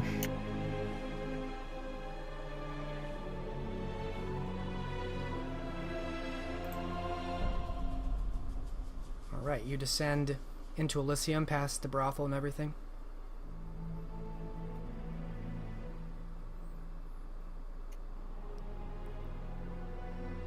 Oh, I thought there was an actual tailor front in there. There is. You walk in, and it is a fine tailor. It's one of the few that seems to be open all night. Are you stopping there to inquire about, Mm-hmm.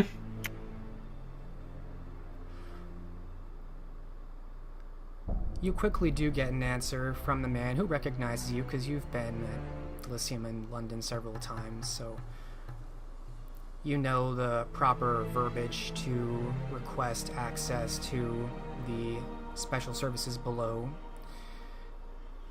And so recognizing you, he doesn't hesitate in answering that yes, of course, there's well, fine-dressed black man who made his way in here, and he's a known customer as well.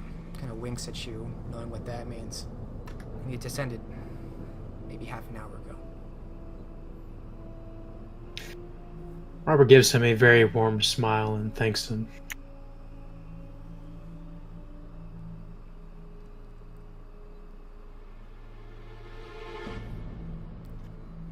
And he'll go into Elysium at that point.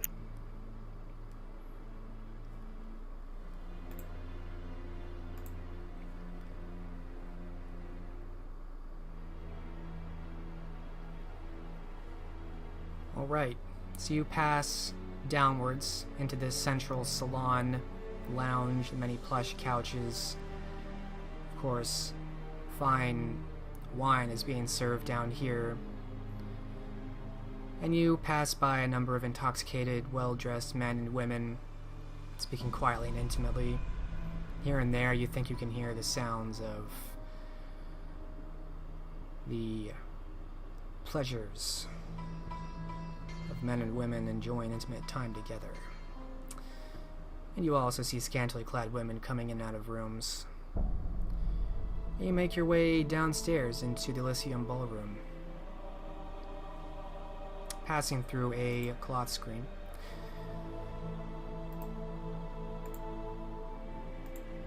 And let me look here.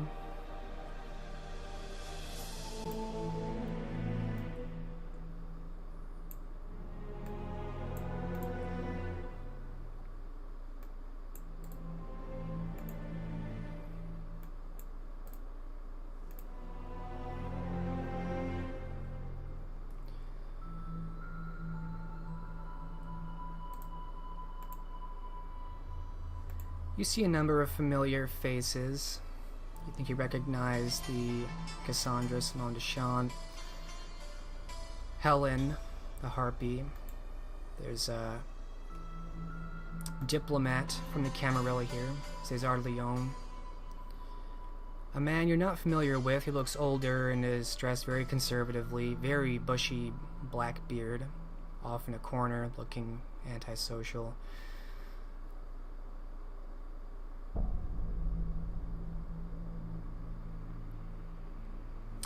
You do not see Kazim.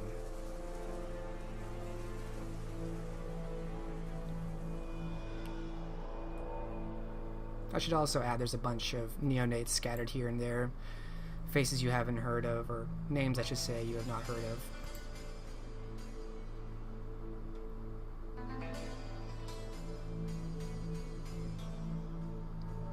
Well, entering Elysium,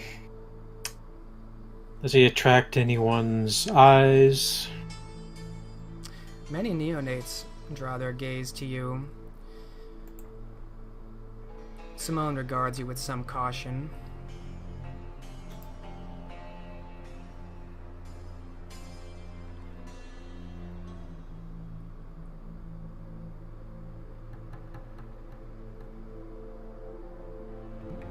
You keep scanning the crowd, but you do not see Kazim, and you do think he would stand out. Everyone here is very white.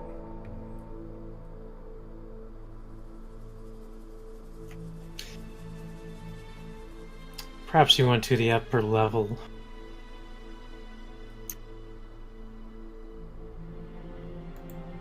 Robert will begin walking up there and looking around. Alright, make a perception investigation roll again.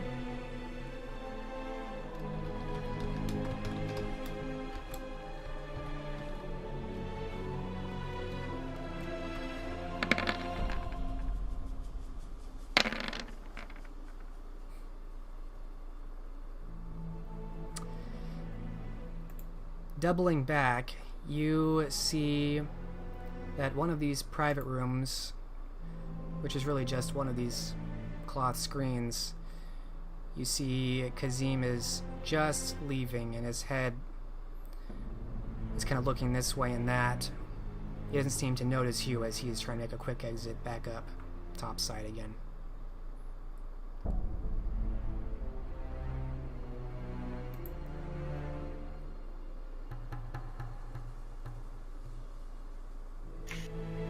Robert's frustrated at this point. He'll follow Kazim silently this time. Or stealthily, I should say. Alright, so now you're trying to stalk him. Mm-hmm. Okay, now I'm gonna need you to do Dex Stealth.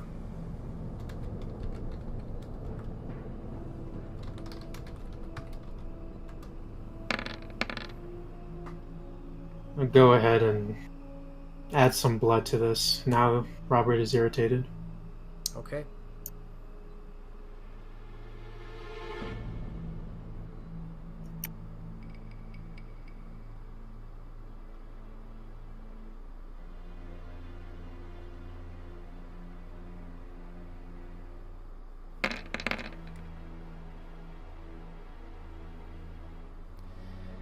All right.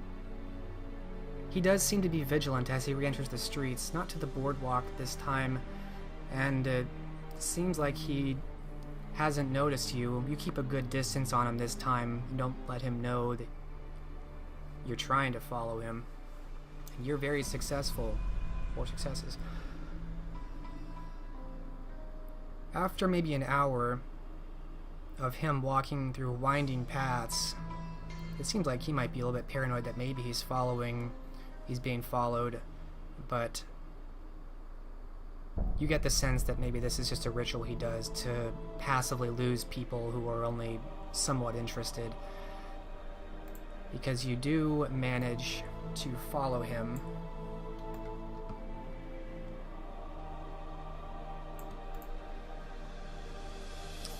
Back to an inn.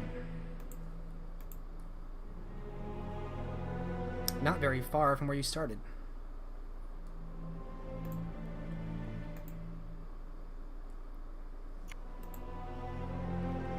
Robert looks at the inn dubiously. This doesn't look like a place he would suspect Genevieve Silvers to be.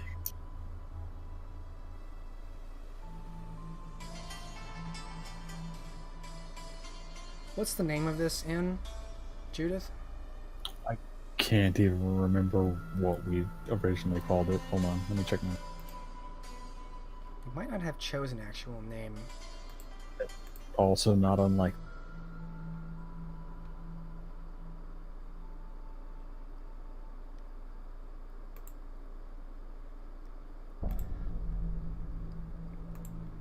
Well, I can let you think of a name. In the meantime... We'll call it the Blushing Thatcher. So he enters the Blushing Thatcher. Quickly.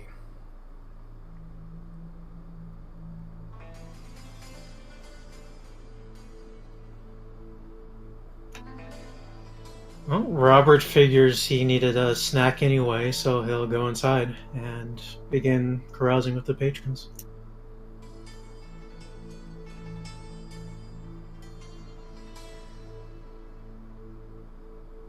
Okay. Are you actually hunting or just giving the appearance of hunting? Well, actually on. Okay. Charisma, expression. Standard difficulty.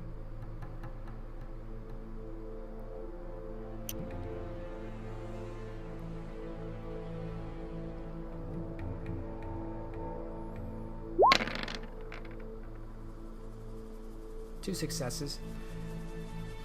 Yeah, you're able to hunt fairly easily here. You find a couple people that you're able to seclude after getting them on your side and feed at your leisure.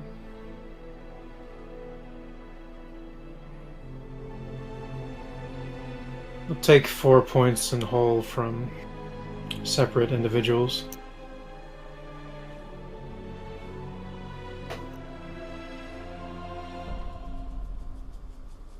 Okay. You don't see Kazim on this level where you're feeding, which is, I imagine, kind of like a tavern of sorts.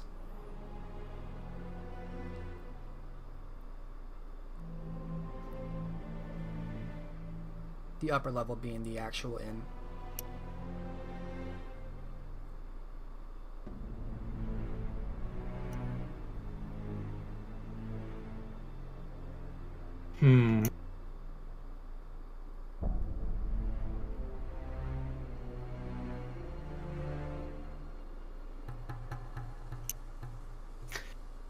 Well, now that Robert is fully fed and he's not about to go upstairs searching rooms for Kazim.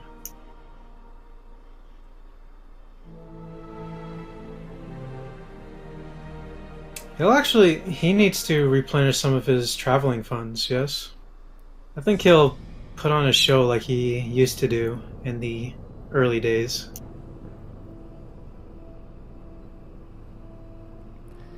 Okay. Give me charisma performance. Standard difficulty.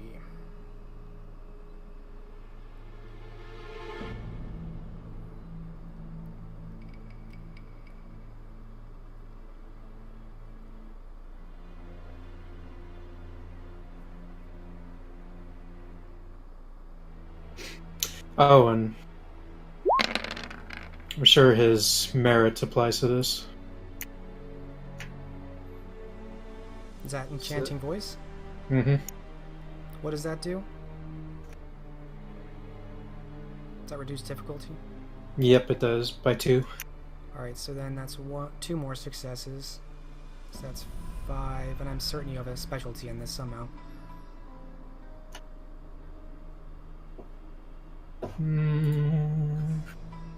Apply to singing. I don't know. Smooth talker, probably not. Okay, no. But still, 5 successes is a smashing success. This otherwise somewhat quiet little inn, people are coming out of their rooms to come see what all the explosion of activity and energy is in the show that you put on. And Judith, if you are in the inn at this time, you can't help but notice the increase in activity.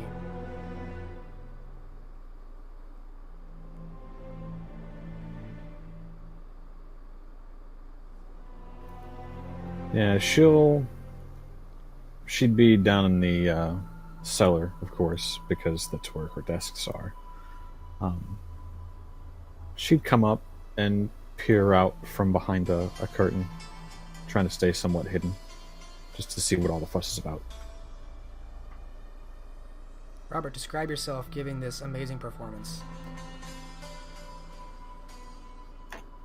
Robert gives a very energetic. He's put a lot of emotion into his singing, and it is just very entrancing.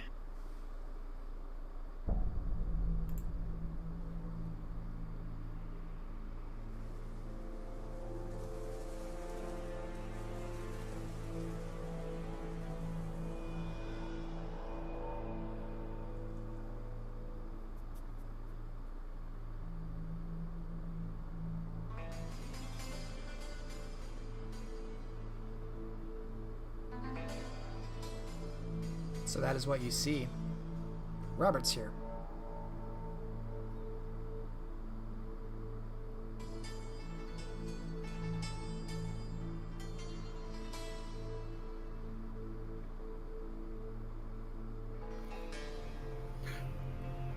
It's reasonable to assume it's one of the only inns he's intimately familiar with, so she's not completely suspicious of his presence, but she's definitely going to have a conversation with Kazim. And as you know, Kazim has a room upstairs away from you. And if he is here, he'd be up there. I can wait. She's not quite ready to take that chance and just meander across a room full of people in full view of.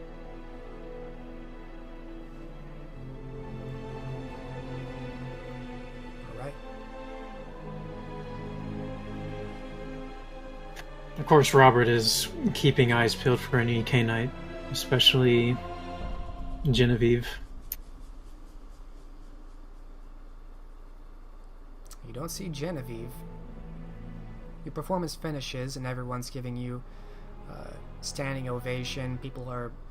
You've gotten some. I mean, by this point you've kind of gotten up on a table and people have tossed up like coins here and there for you.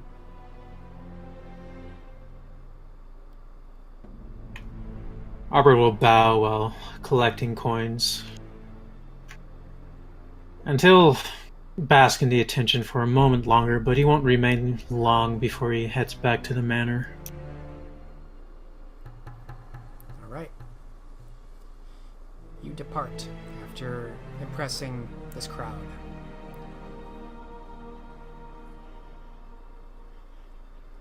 And at that, I think we will end the scene since we're at 7. And we will come back in 15. Sound good?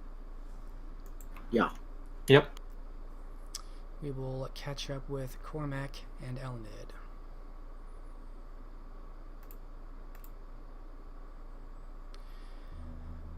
So the two of you depart London, Cormac under the guise of being a manservant.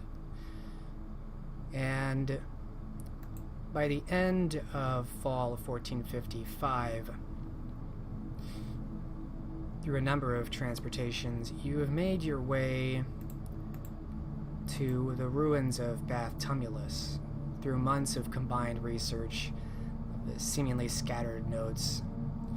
You learned this Dionysus seemed to be looking for someone or some place, taking his most detailed notes on unique geographic landmarks, places of legend all around England. Stonehenge, the Giant of Carnabas, King Arthur's Spring, and Aldy Ledge.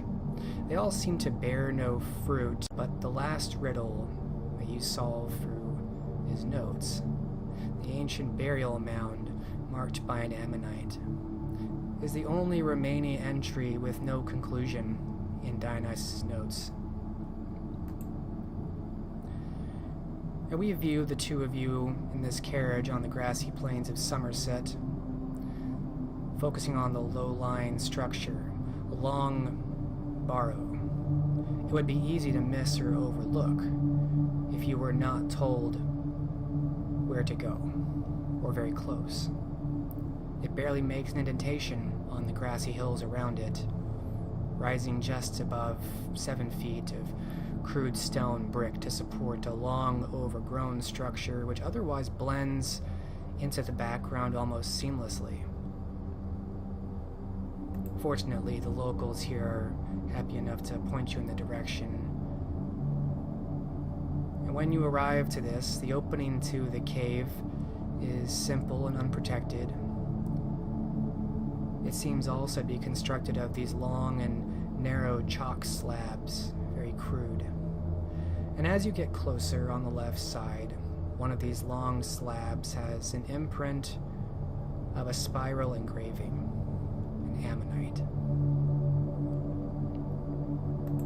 The two of you are there together. It's early in the evening, it's cool, you're alone. There seems to be a fair amount of light from the moon tonight.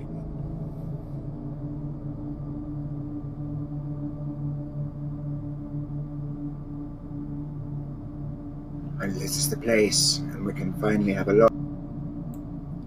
Would you like to go first, or would you like me to?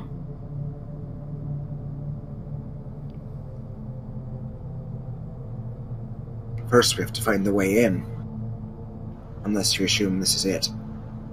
And he'll nod to the engraving of the ammonite.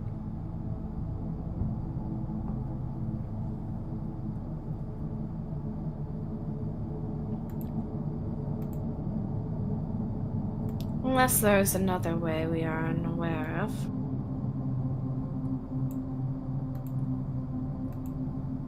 But it should be, it should not. Let's find out. And he'll approach the engraving to see if there's a hidden door or something here.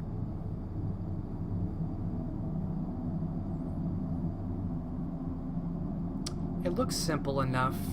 The entrance ahead of you, this open into the actual burial mound itself, you see inside is pitch black darkness. No moonlight enters inside that you can tell except for the very entrance that you're standing at.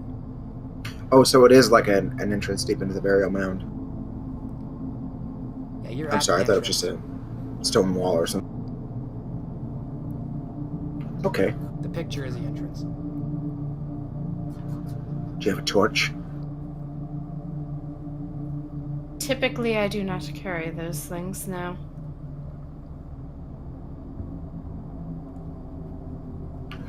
then we'll be feeling our way blindly.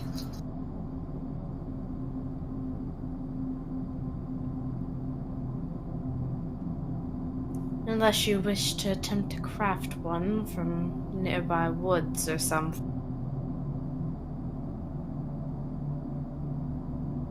How would we light it? She shrugs. I am admittedly not an outdoors person, but I know there is a way somehow.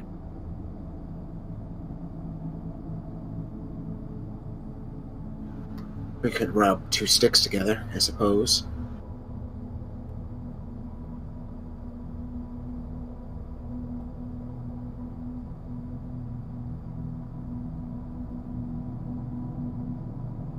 We'll have to do something, or we won't be able to see.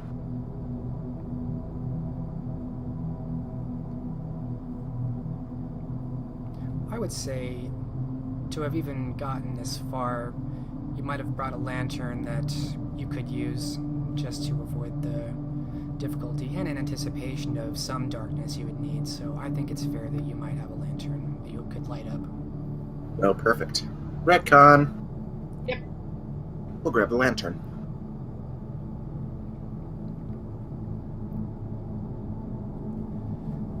So you take this lantern, and that helps a bit as you step in.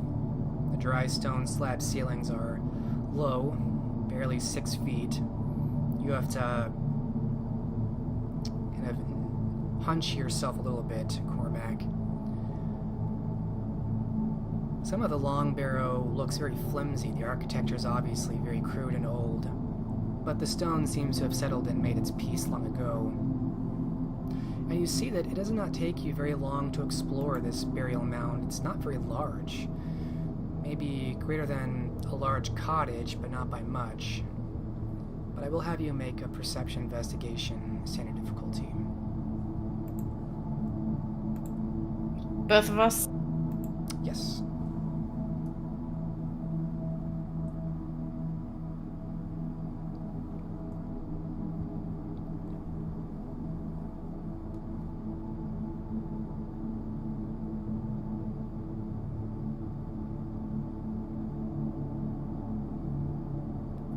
Oh no. Wow, that's an actual botch. It's making up for the 9 successes for before.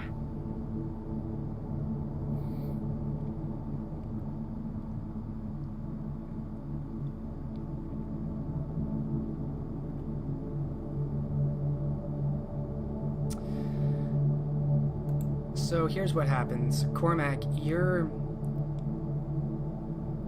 searching the walls of this. It's very simple, and there doesn't seem to be much you can do with any of it.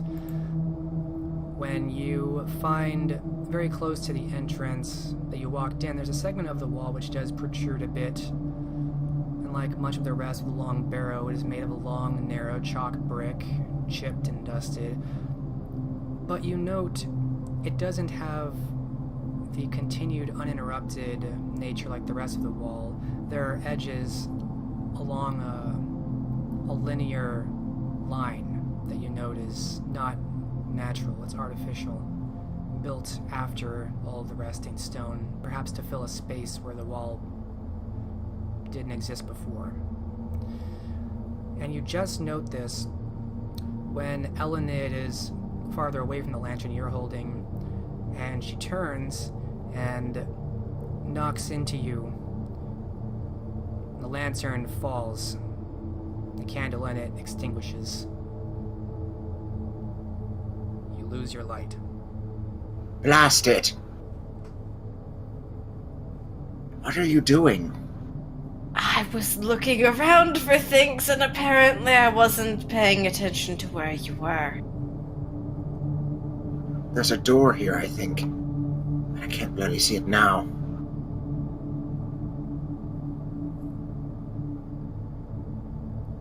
How easy is it to relight the lantern? We'll check to see if it's broken first.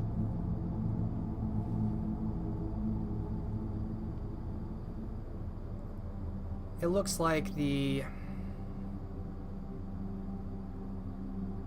the outside of it, the container of the light, is a bit worse for wear and the light is out. If you had another source to light it up, like another candle, you could restart it.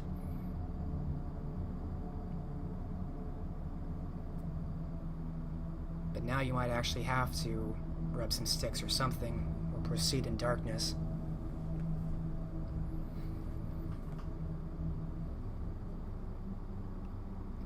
Let me see if I can get this door open. And then we'll worry about the light. And he'll feel along the wall to see if he can feel that seam. Since you saw it, it's easier to find on feel. And it's incredibly heavy. Give me a strength athletics. Difficulty 6. You're gonna need 5 successes to move this.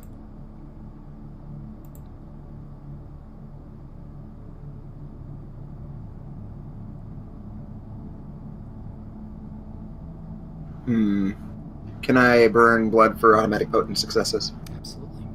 Then I shall.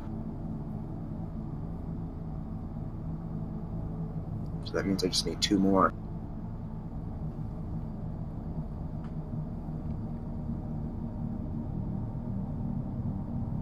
Damn it. Any specialties? No. You almost feel it budge. This is one of the heaviest things you've ever tried to move. You think it's starting to give. If you had a little bit of help, or maybe a little bit more leverage, you might be able to get this open. Here, help me with this. She will attempt to do so, but He'll guide her hand to the edge of the seam. Alright, you can also make the same roll. Just Elined it. okay, so it's strength and athletics, correct? Yes. I will also burn blood for potence. Okay.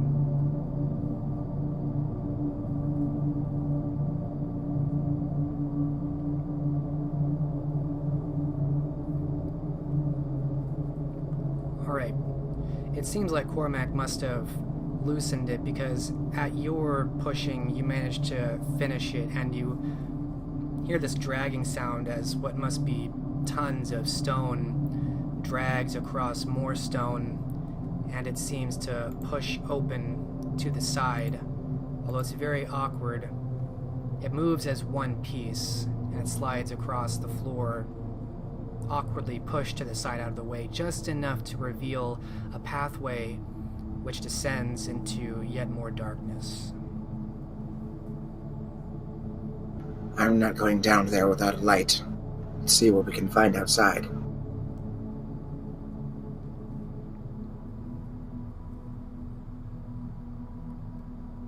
She'll head out there. How close is the nearest batch of trees to get some twigs to try to start something? There's a few trees not too far away. You can both make go with survival, difficulty 6, to come up with something you could ignite.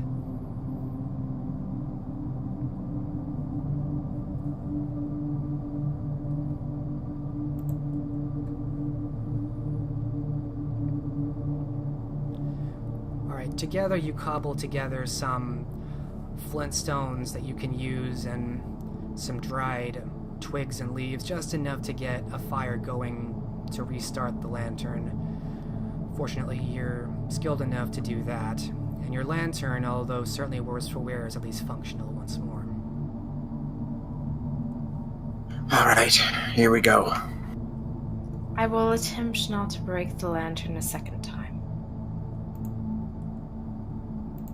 He shakes his head as if to say it's not any issue. Things happen, and he'll make his way back to the pathway leading downward.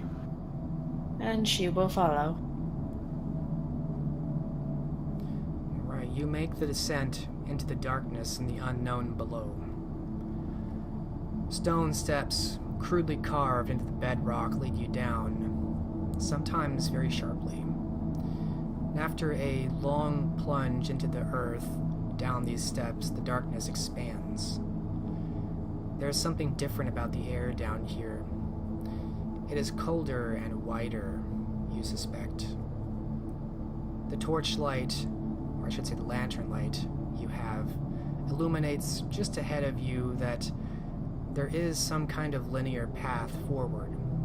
You see intermittent stone tiles, but the walls on either side have disappeared. The chamber must be fairly large, whatever you step down into.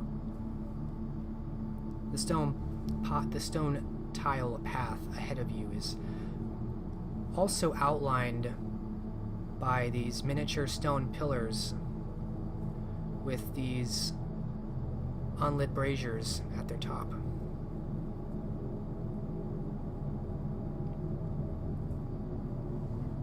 This place is very old. How long must it have taken to dig this out of the stone? Either way, if you would like to extend our light source, we have a potential way of doing so. He'll look where she's looking at the braziers. Are they high enough that I have to climb to get them? No, they're very low. They're by your knees, actually.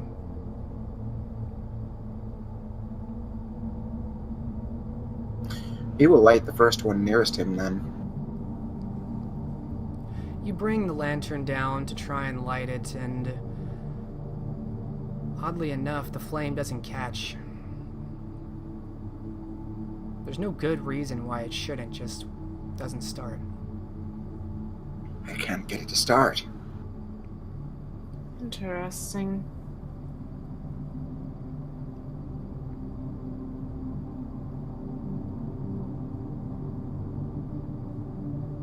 Looks like we'll have to go on with the light we have. We can follow the path for now.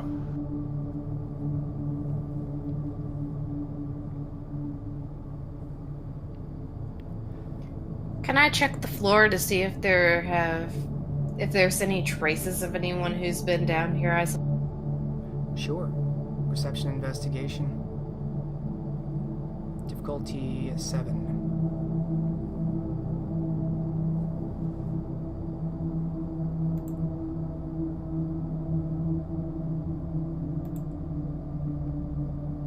One success. You don't think so. You look down, the ground is all dirt, except for the intermittent stone tile paths. And the dust on the dirt and even the stone is well settled. It has been a very long time since anyone tread this path.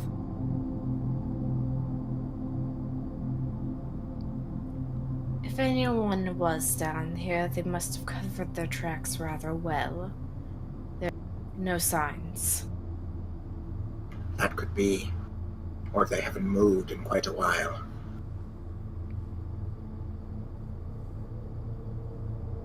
That is also true.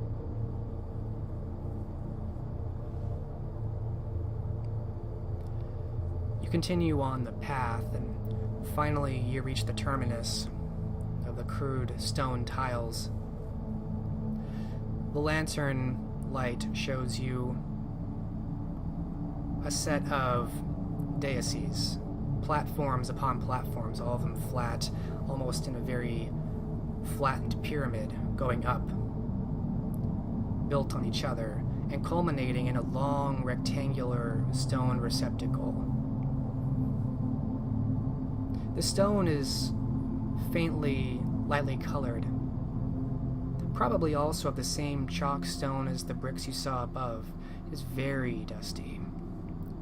But you do see the beginnings of some markings, a script of some language written across the top. You can make an intelligence academics standard difficulty to determine the language.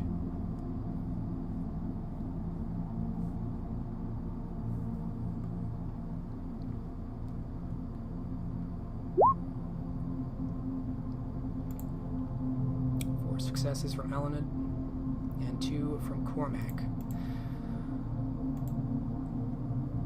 So I'll say that Cormac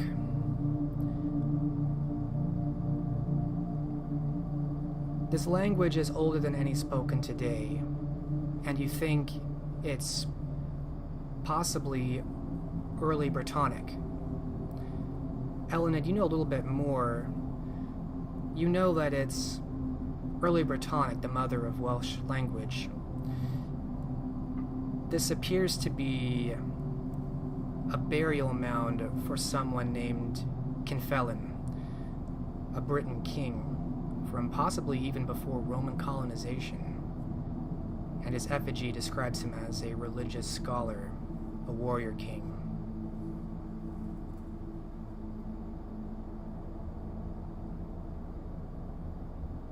Can you repeat his name, please? We'll put it in Discord.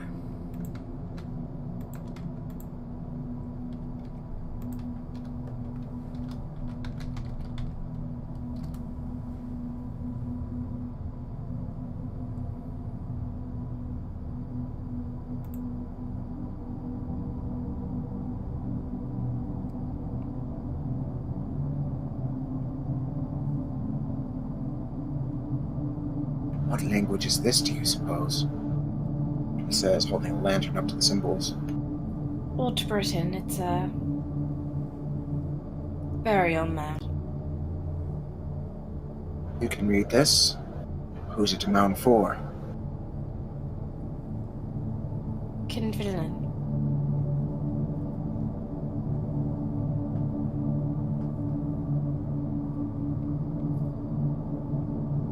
I don't recognize that name, do you? Apparently a religious scholar and warrior king. Seems up your alley. Well, then let's get up his alley. Hold the lantern, if you will. She'll take the lantern. All right. And Cormac will climb.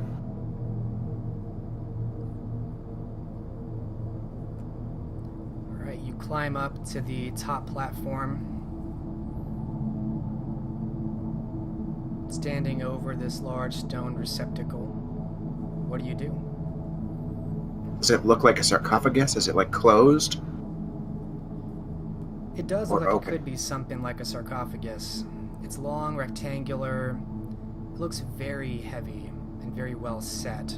Much like the stone above, you think moving it would be very difficult.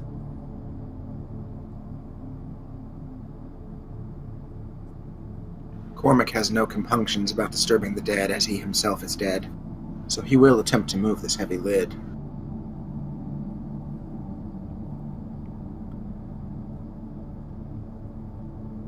Okay. And Elined, where are you standing? She is still standing near the slab she read off of, holding the lantern that was handed to her. So you're just maybe a step below.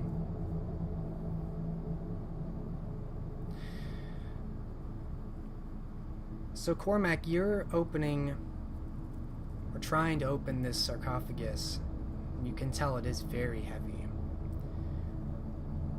I'll have you make a perception alertness roll, difficulty 8, since you're focused on this right now.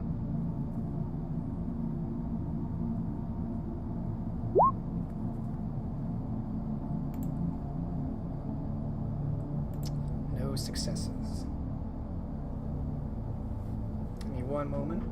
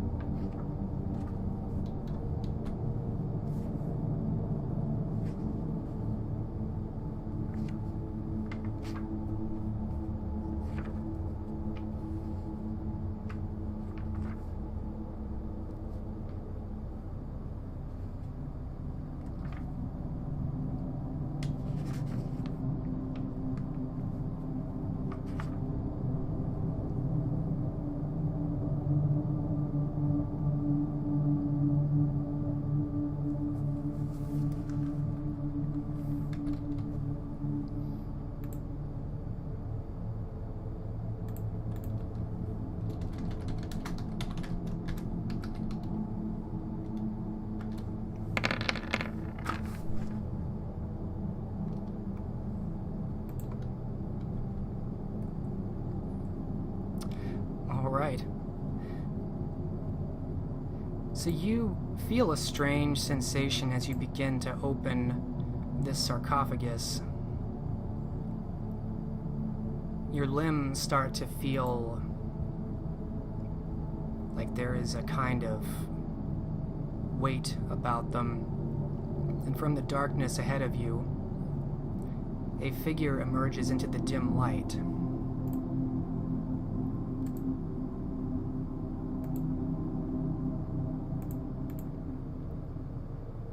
A tall and pale-faced old man, long, simple gray robe, and except for a mustache, his head is entirely hairless. You only notice this because you have to stop at your limbs, looking at them, and you catch notice this old man approaching slowly. He looks sickly and pallor, but most disturbing are his eyes, which have this low glow of sunset orange to them. They mark him as obviously unnatural.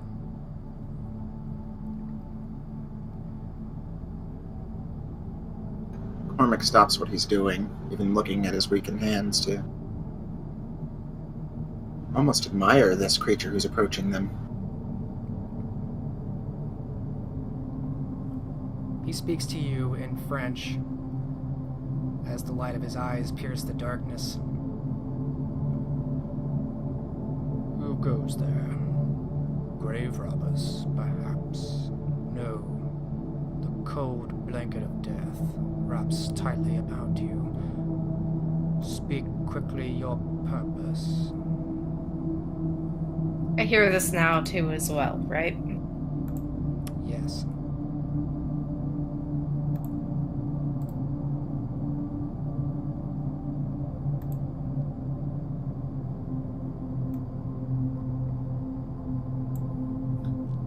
She will speak back in French. We were asked to investigate by someone who may be a friend of yours. Is your name Dionysus by any chance? He pauses in reflection. The embers of his eyes fix upon you with heavy scrutiny.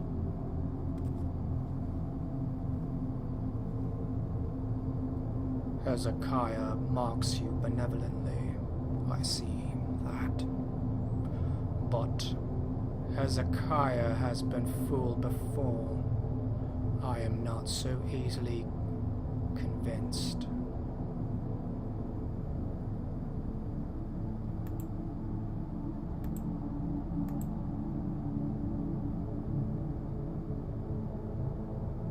Be at ease, old one. We came to ask nothing of you. No, you seek only to disturb that which is most sacrosanct. If I have offended, I am sorry. I was hoping I would find you lying here. To devour me, surely. No.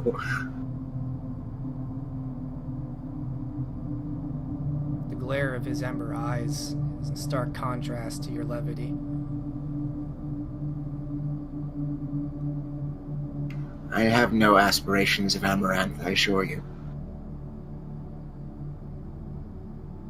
I beg you, use what powers you have at your disposal to see the truth of that.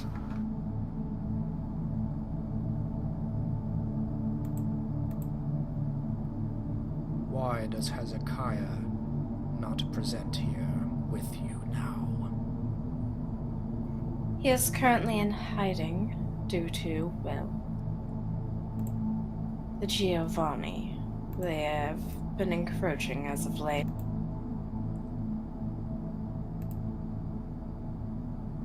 The Giovanni. He takes another step forward.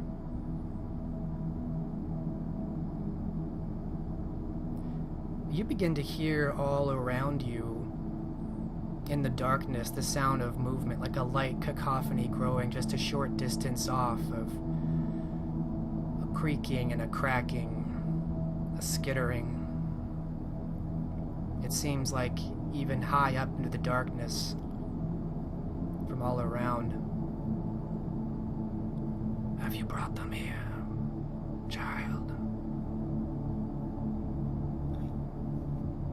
I do not believe so.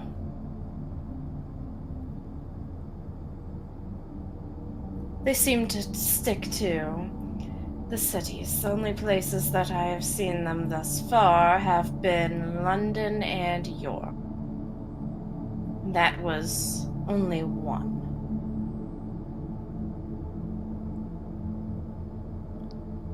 They are like an infection. You require only one. The sound grows louder and closer, the skittering and the cracking and creaking. Something's moving. At the edge of your light, you see movement.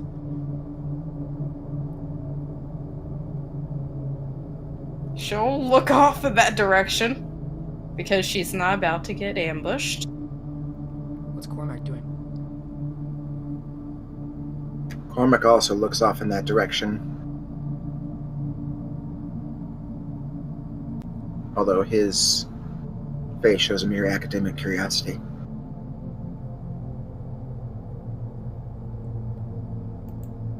The lantern does not provide enough light to see all, but just at the edge where it dissipates, the shapes start to become clearer, almost like a wall, which is beginning to form at the edges of your periphery, of bodies, you think. Animate bodies. Skeletal. A horde of the dead, moving unnaturally and having circled you in a perimeter just where the light fades. You can't tell how many. Yep, her back is against this slab now. He asked us to find you because he was feared that you fell to them, because they have made their presence known already.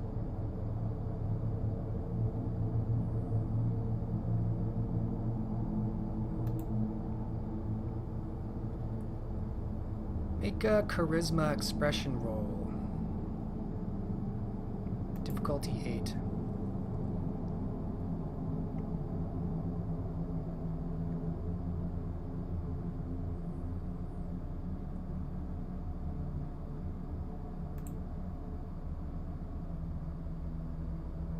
Three successes. The movement of these skeletal forms just at the edge pace back and forth. There must be dozens or hundreds of them out there. And this figure takes another step forward, looking to you, Elined.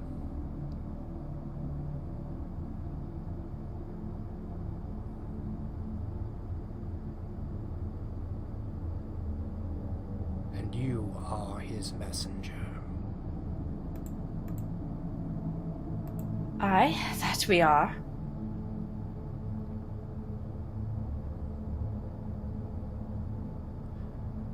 He looks back to Cormac. Cormac will interject. It took forever to find you, and it was only through the use of your notes that we did so at all. No one else has seen them beside Hezekiah. If you want, we will relinquish them to you, so that no one else may disturb you.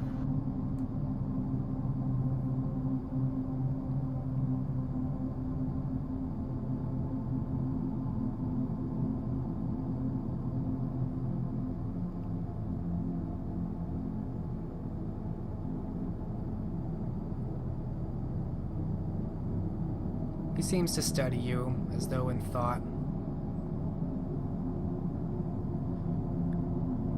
If two may find this location, others may follow. The Giovanni are an incestuous merchant family. Incestuous? They will seek any means to find this location. Destroy those notes.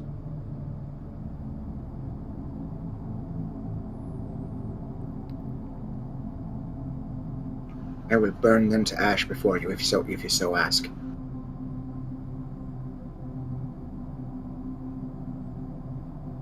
You say they are active on the Isle now. I have only seen them in 2 cities thus far, and it was the same individual both times. Speak his name, child.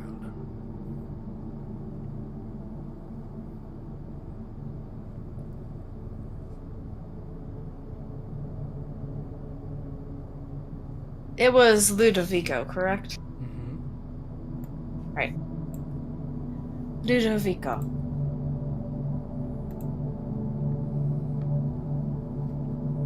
He closes his eyes briefly, still as a statue. Then my darkest fear is made manifest. This, then, must be the source of my nightmare.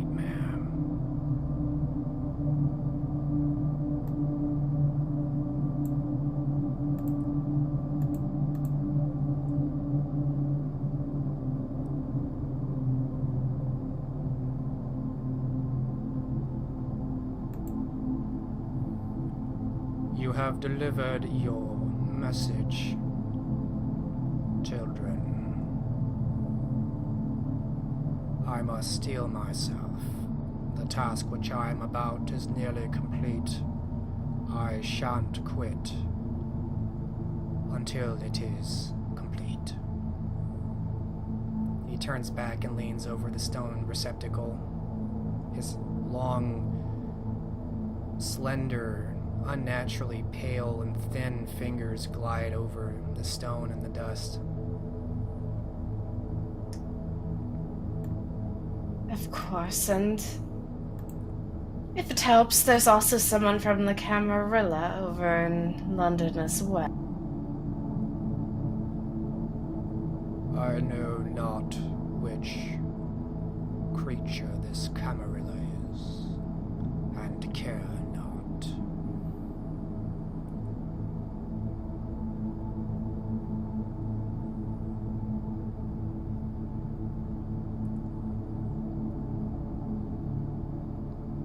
Very well. We will not trouble you any further then.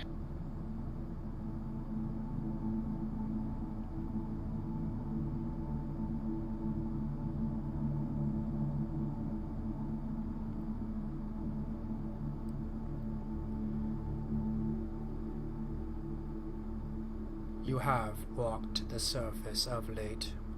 I would ask if you know news of the mainland, if Cappadocius is aware of his brood's work here.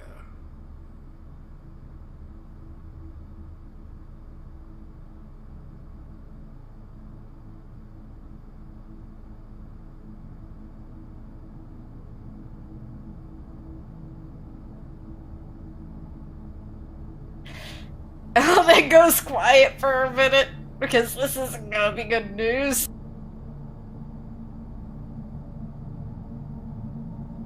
He's...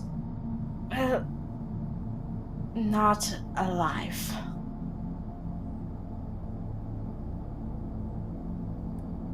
Well, I mean... as in... the Giovanni have... committed amaranth on him. What? And he turns to you sharply. I have only heard this in passing. I do not know the entire factual nature of it, but it is all I've heard of that name outside of your clan. Well, outside of the clan as a whole. You feel a pulse of cold air center in from the outside as a kind of roar of activity, of chittering and clattering from these creatures around you seem to react to it.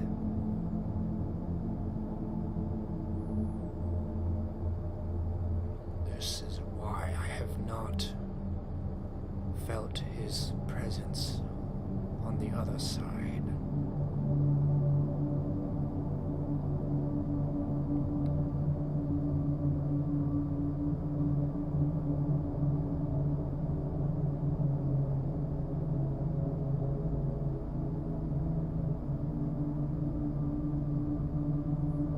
grips at the stone. Some of it actually starts to chip at his grip, pieces of it coming off.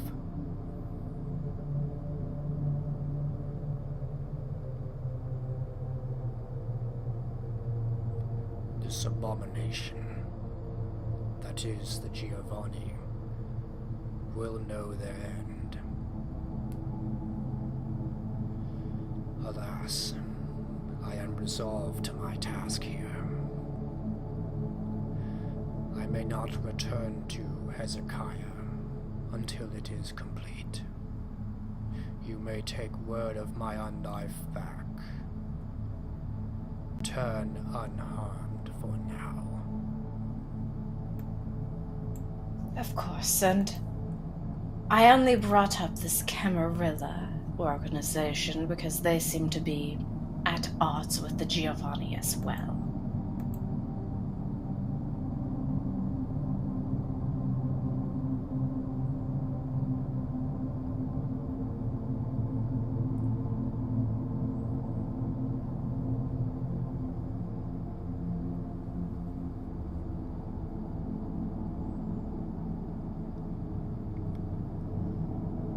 He looks to Cormac as though to corroborate this.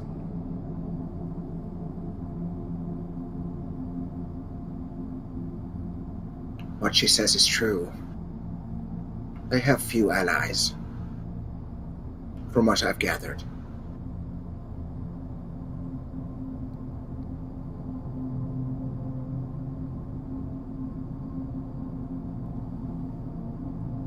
The Giovanni are skilled in evading blame.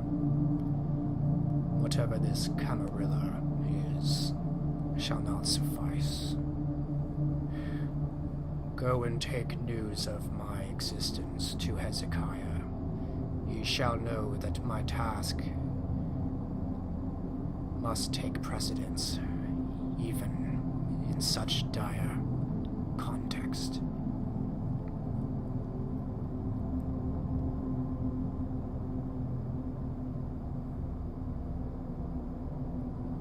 We shall do so with our thanks.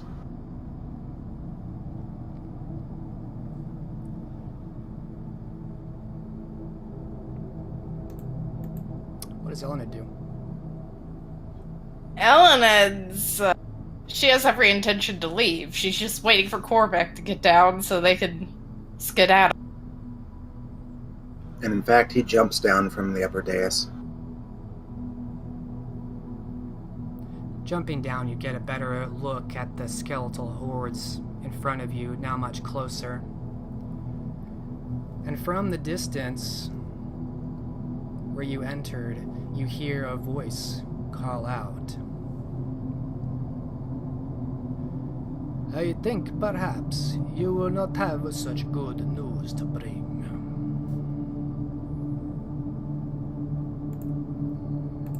And as this voice calls out,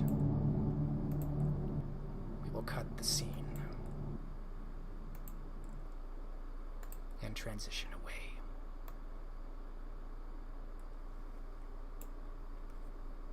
Back to London.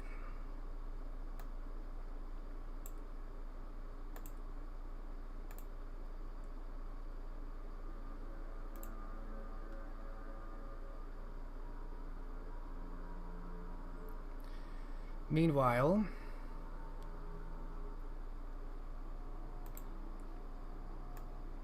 Robert and Judith exist in a kind of parallel in London. What are overall Robert's plans now?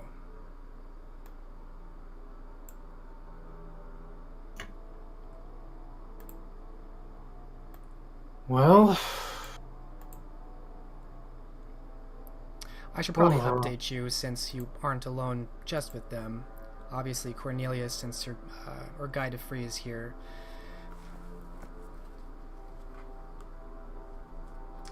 Guy de Free continues to be, at times, despondent. He's never truly recovered from what happened in Canterbury. Although he seems eager to try and help, you do notice he's different now, and probably not for the better. Cornelius seems eager to leave the manor, and in fact doesn't spend really more than a single night there before he is arranged for holdings elsewhere. It sounds as though he does not wish to spend too much time in London before he returns to Canterbury, where he is going to, it sounds like, look into this network of spies he has. But he's waiting to hear what you will do.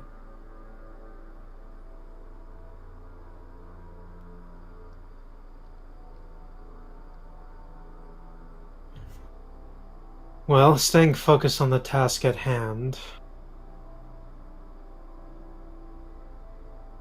He'll help Cornelius get in. He'll come with Cornelius. And as for Guy, perhaps Robert can think of some way, because I don't know what to do for him. Do you have any medicine? No medicine. Yeah, you really don't know what to do for him or about him. This is entirely out of your wheelhouse.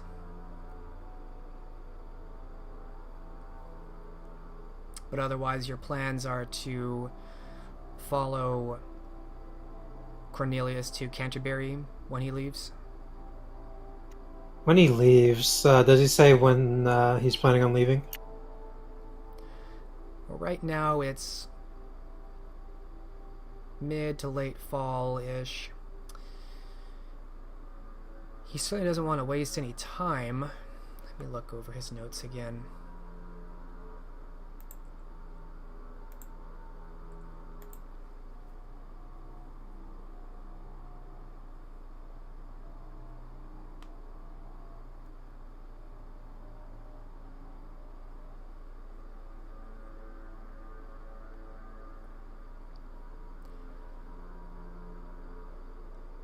The main obstacle he's facing is that he needs a new home from which to work, and you provided that for him long enough to basically take as a bouncing board off from London to Canterbury. From talks with him, it sounds like he might end up finding a cottage or some estate there where he can continue his work. You know, by speaking to him and your knowledge of the merchants of the staple, his resources are vast beyond comprehension now, even if they have been subjected to outward predation. He would have coin enough to easily purchase an estate or two. So now that you've come through for him and that he was able to get to London and regroup, he's probably going to leave at his earliest opportunity, intending to arrive in Canterbury and set up shop maybe in early winter.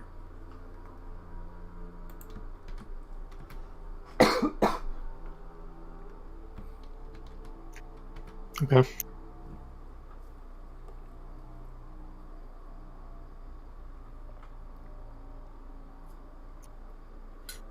Well, before he leaves, I guess Robert will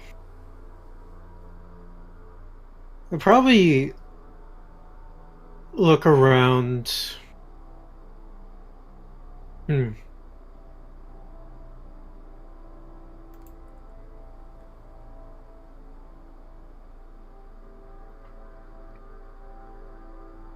know what? Maybe.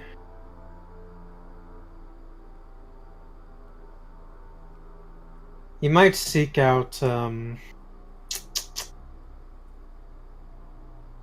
Yes, Alexander Hitchcock. Alright, seeking out the Bruja Primogen of London. Mm-hmm. Let me look at his notes.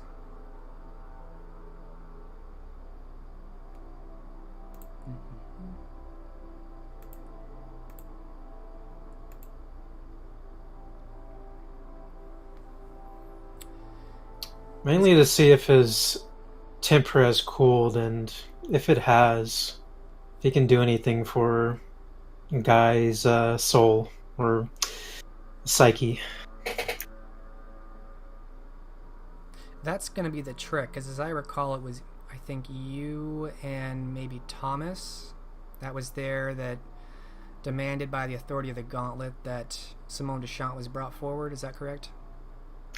Mm-hmm.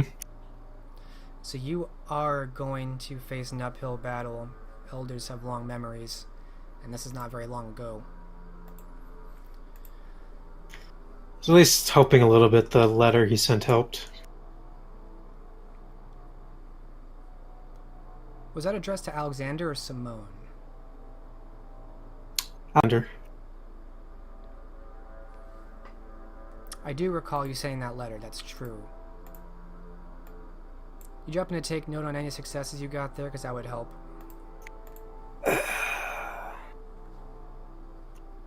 I did not keep notes of the successes on that letter. How many?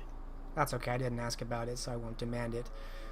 But that's true, you did send a letter, and given your expression, it is likely to have been fairly well written, so that may have mitigated things somewhat. So trying to implore him for help for your ghoul, Guide of Free, give me a Charisma Empathy, difficulty 7.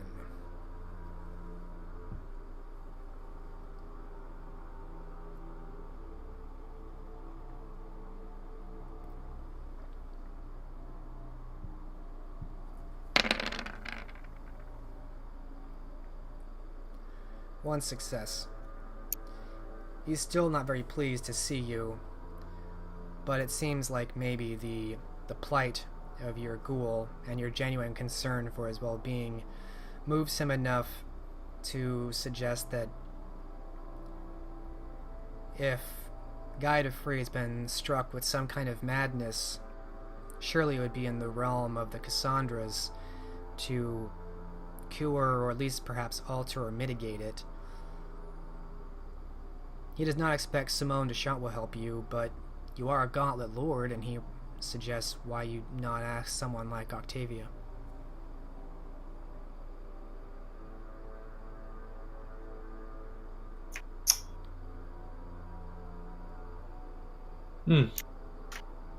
Certainly thank him for the information. And Octavia is the obvious choice for matters of the mind. He'll omit mentioning that, well, her helper has a very unique way of tending to the sick.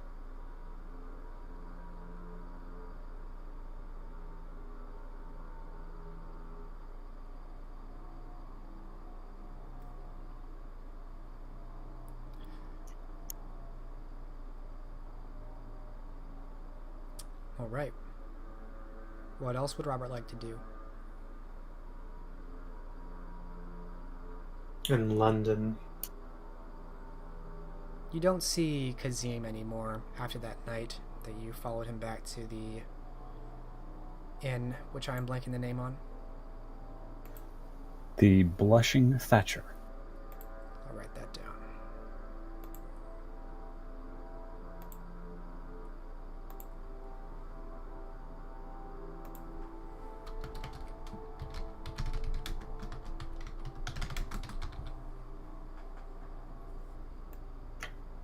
Well, in this case, Robert will focus on Cornelius. Can't think of much for him to do in London.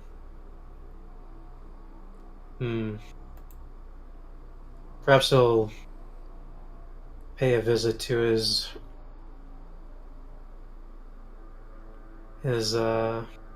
friend at the docks, just to say hello. But other than that, nah, he wouldn't do too much in London.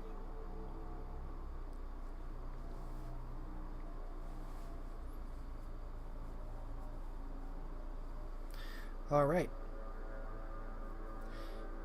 Your friend at the docks is happy enough to see you. You do make friends fairly easily. And after socializing for a bit, you decide it's time to leave, and you, Guidefree, and Cornelius set off east back to Canterbury.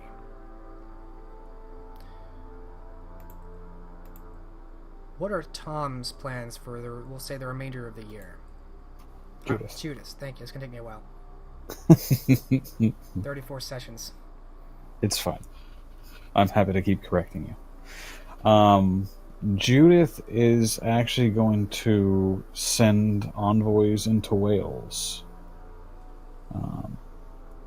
She's got some long-term plans she wants to set in motion. She's looking for descendants of Owain Glyndwr might be favorably disposed to, shall we say, raising little Cain. But ching.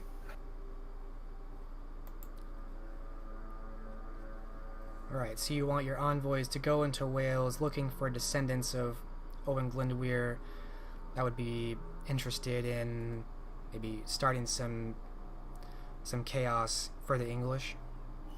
Well, I want to so would I know or be able to kind of figure out who involved in the Welsh Rebellion still has descendants in prominent positions?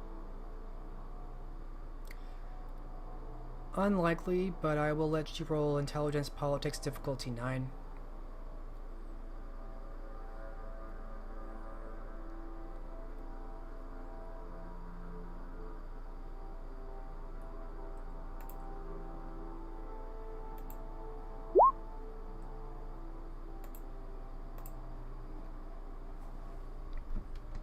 No dice, so to speak.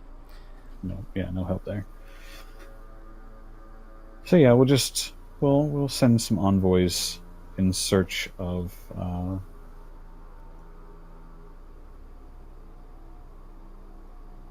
nobles who might have been attached to that family. To the Glyndwr clan? Okay.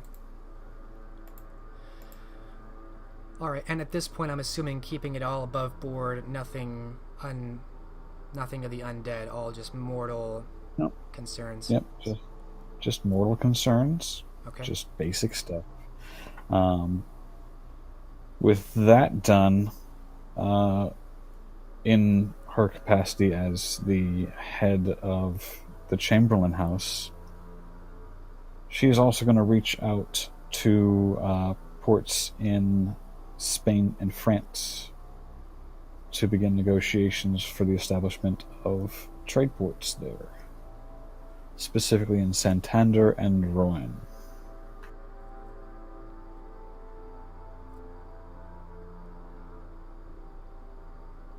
All right. That's going to be a little bit longer of a process, but you'll have some time coming up for it. I was going to say, there's none of that's a quick process. Let me jot that note down. So, goal to begin negotiations for establishing trading in Spain and where was it? France. I can give you the actual city names if you. Suffice to say, they're in my character notes. Okay, then I'll take that.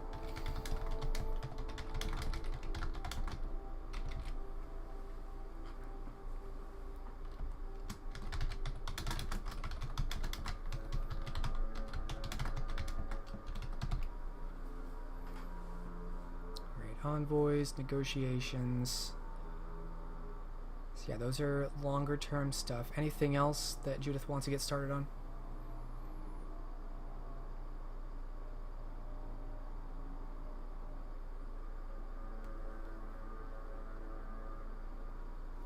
Since it sounds like we've got the beginnings of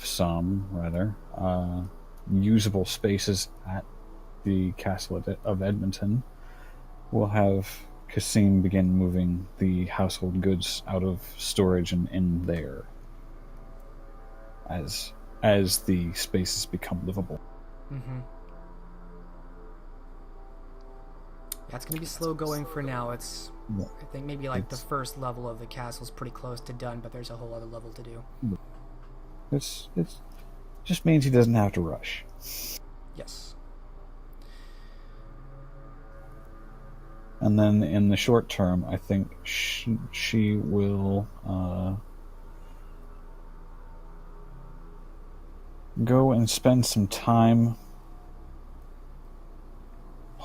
well, for lack of a better term, holding court with the neonates and improving her relationship with them. I know it's going to draw some attention, but frankly, if they want to approach her, they can. Okay, so Judith will spend some time in Elysium speaking with the neonates and hearing their plight. Of course, many of them are shocked by the death of Thomas Chamberlain, whom some of them were starting to come around to. She'll express sympathies. She too rather liked the man.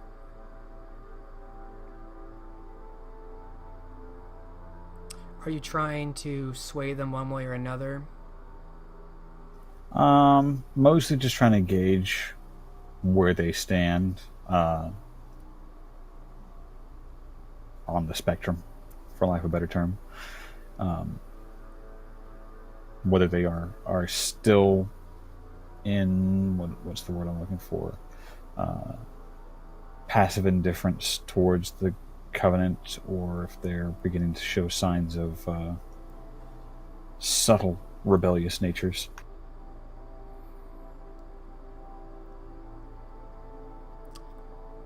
The most prominent feeling you get is one of fear.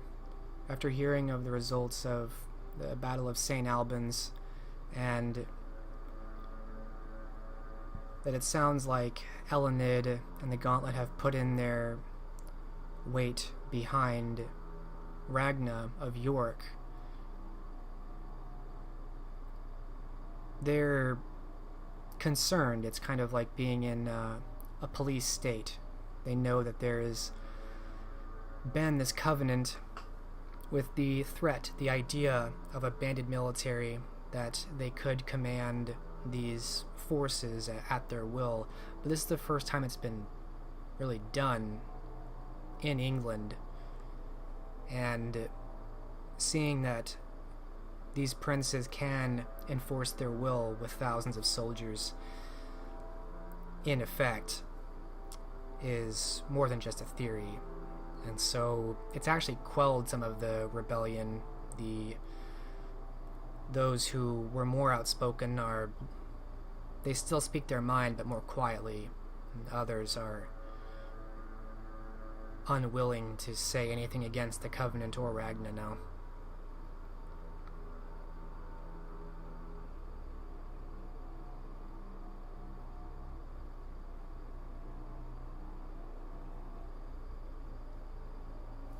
That's disappointing. What they need is a good victory to inspire them. Is she coming? Yes, as you recall, there is something planned probably for next summer. Mm-hmm. With that in mind, she is going to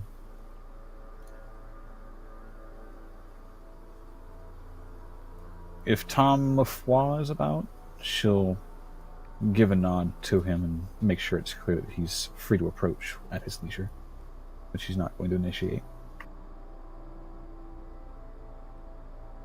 Here and there you see him, and eventually you do end up speaking with him, to the extent you can speak to this jester who is difficult, if not frustrating, to get straight answers out of. He thanks you for the suggestion of speaking with Pierce Lockwood and says that that's off to a promising start. Something to the effect of that. And how did you find Lincoln?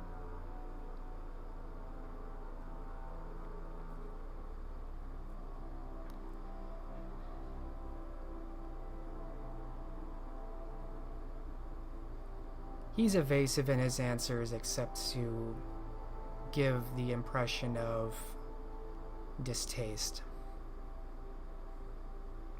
for Everly, specifically.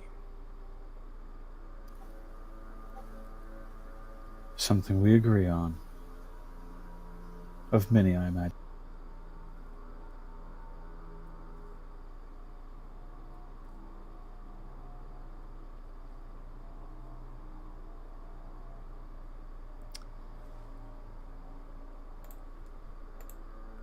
On one of these nights, you're leaving Elysium, perhaps on the night that you speak with Tom Lafoy.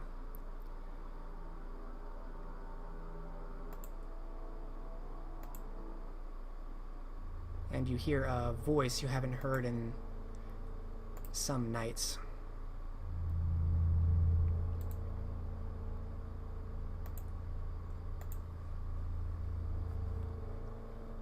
Watching your step, miss? You hear the voice of Rothschild. Just at the edge of your periphery, in the shadows between buildings.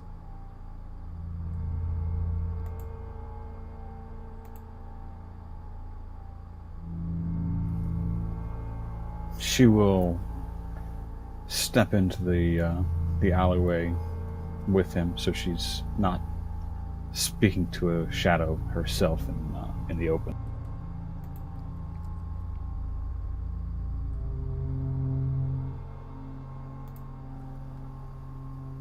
I'm doing my best to.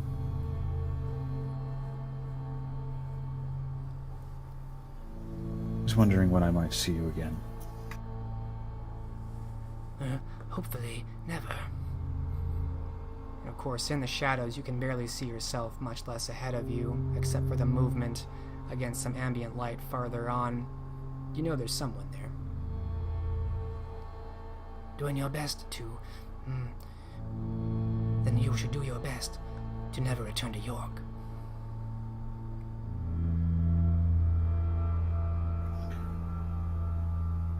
Well,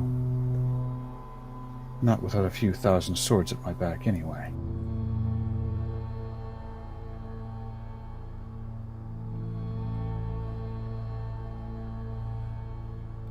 You have more eyes on you than you think, miss.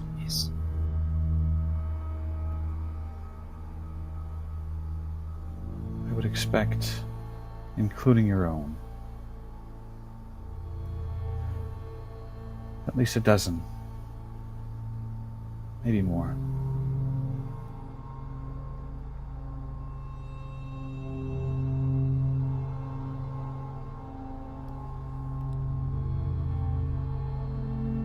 It is said in hushed tones that the Gauntlet Lord, Thomas Chamberlain, still lives.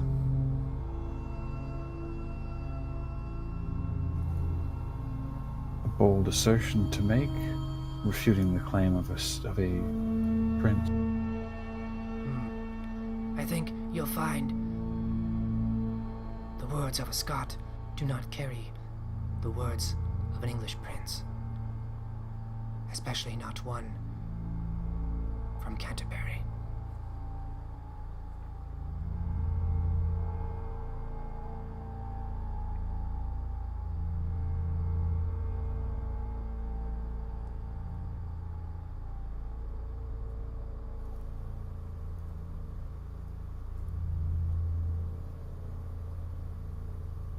Soothsayers are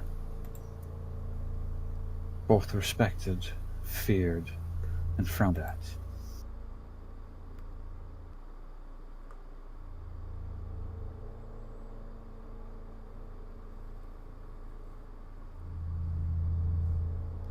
The elders, they have many powers at their disposal.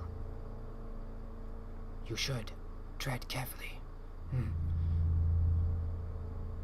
If they suspect that the Gauntlet Lord still lives, they will persecute him for their deception. And if you follow this, what is to stop them from persecuting the Gauntlet Lord's sire. The silhouette shifts uncomfortably back and forth.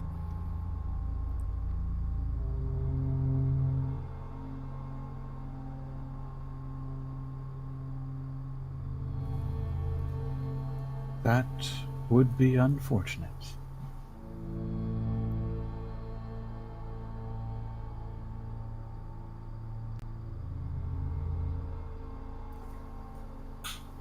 Of course, if I am found out, I have a reasonable explanation. Do you think your reasonable explanation will stop the swing of an axe upon your neck? If I explain that we had been tracked by witch hunters from Canterbury that had been left to fester by its prince, and thus did not know who to trust within the Covenant, it very well might. Of course, by now, you know there are none among the Covenant to trust. Of course. And yet here you are, in London. That is more than dangerous.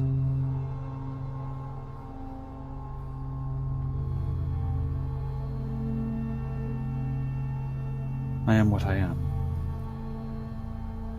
Your strength is in the shadows.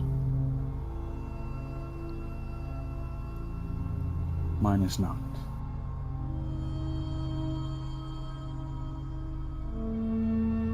As I said earlier, when we first met, there are those of us in the shadows who wish to see peace in England, to undo the corruption of the Covenant. We see that possibility in you and your peer, but it is wasted if you die in the streets. I would not recommend you return to London. In fact, you should leave post-haste. And go where? Not York. Not here. You run out of places to go.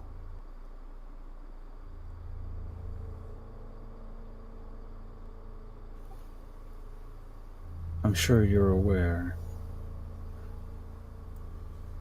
our efforts specifically are aimed at addressing the corruption by cutting it out.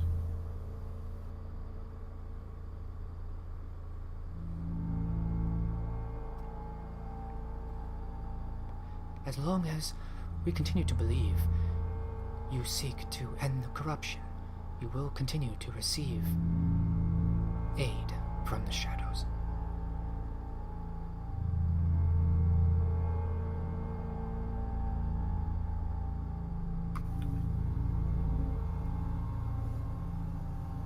Do you work with Jack Timbers?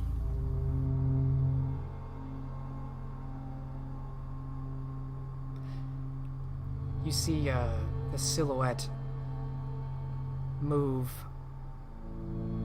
almost rhythmically, kind of a slow bobbing, like a quiet laughter.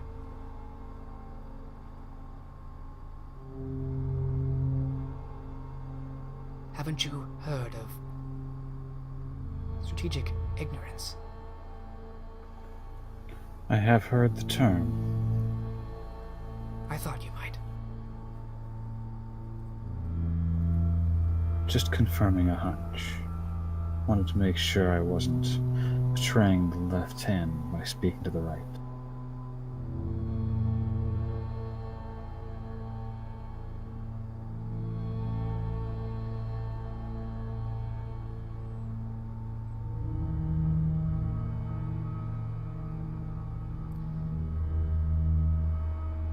I will leave you to your careful steps, then, miss.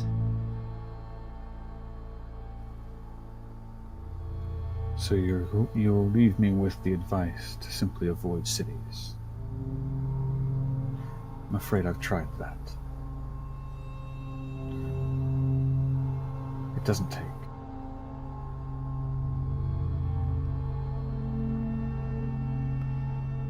If you will not listen to this advice, perhaps you will at least be mindful of your sire.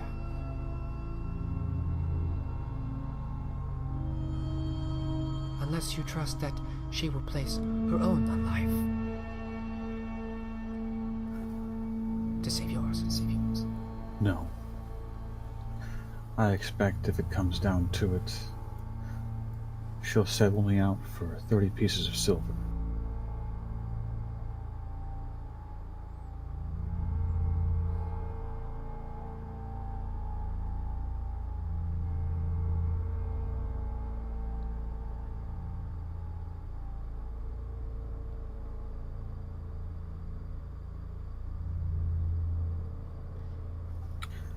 But perhaps I need to visit Canterbury.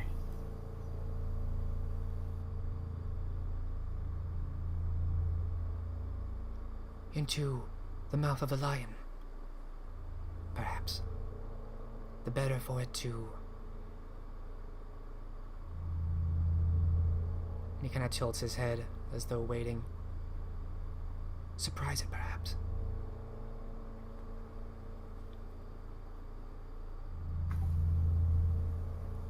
If she sees what she thinks she sees, and she knows what she thinks she knows, perhaps she too sees the wisdom in what we do.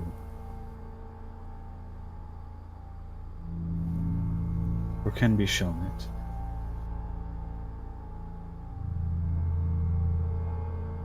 I would caution against this, but I understand you are of your own mind.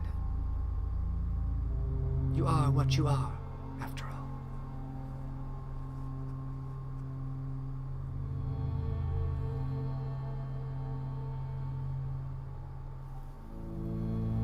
Not that I don't appreciate the warnings, but I have precious few options to draw on.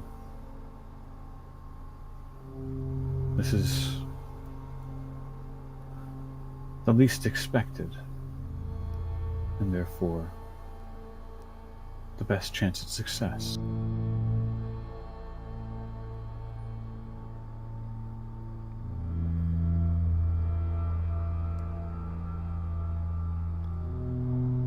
And I wish you good luck, good fortune in your venture.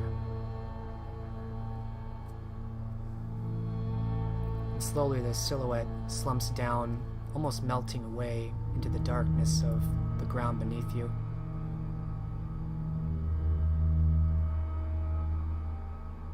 And you can see the pathway ahead now.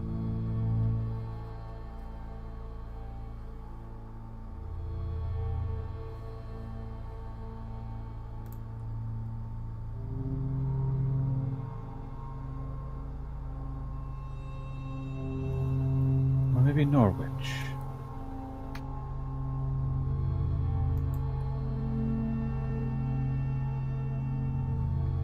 You get no response now.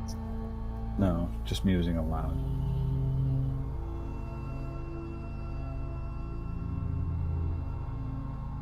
Perhaps he heard you, perhaps he waits and watches from the darkness.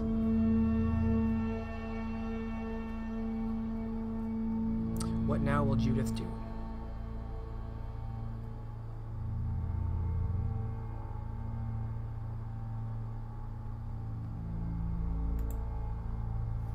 Judith will return to her inn. Okay. Not much to do this evening, anyway. By this point, it's early winter, and some of your endeavors will have begun, which we'll delve into further. But for now, we're going to transition.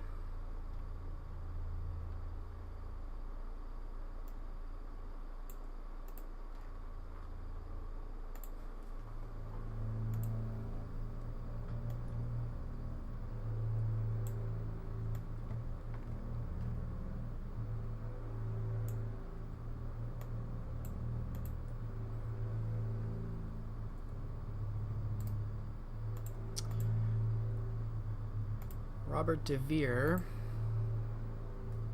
you make your way to Canterbury with Guy de Free and Cornelius.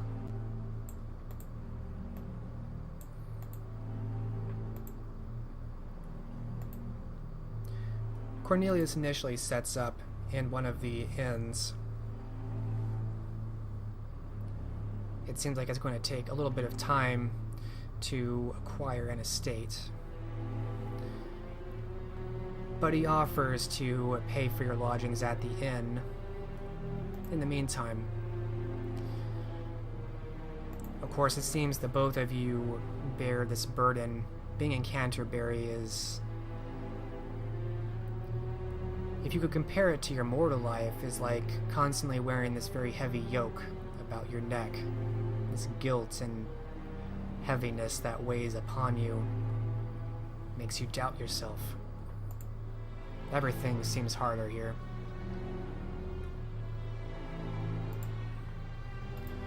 Cornelius tells you it will take him some time to locate and gather the information from his own network of spies, which have hopefully maintained their presence here, surveilling.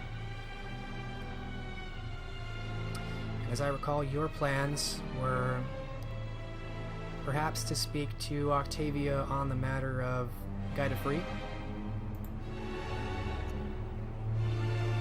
That is one thing, yes. And the other to follow up on these leads. Mm-hmm. He may also pay a visit to Mina. All right. Mina, of course, is very pleased to see you back. We'll seek out how things have been and how she's been. Mina has fared well. The distraction she provided to help the two of you escape the hunters in the past was very lively for her. She thought it was very exciting. She was apparently able to get away without even the Canaanites knowing. Otherwise, things have been fairly quiet in Canterbury. Of course, the murmurs of civil war have reached everywhere, and she hears of the news of the loss of the Gauntlet Lord, Thomas Chamberlain, but in many ways those problems seem farther away in Canterbury, as though this whole place is insulated from the jihad, as the problems of the Canaanites seem almost repelled by this holy and righteous wall. It seems like certainly Octavia has not made it a very large precedent to push upon here. Regarding your leads, as I mentioned, it will take some time for Cornelius to collate what's been learned, but he spends much of his time away from the inn, probably talking to these contacts.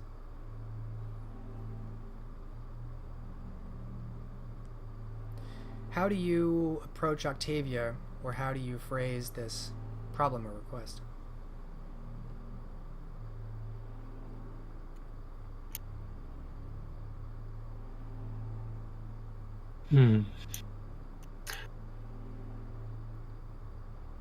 Well, he'll start by approaching or requesting an audience and inform her that he's back to do more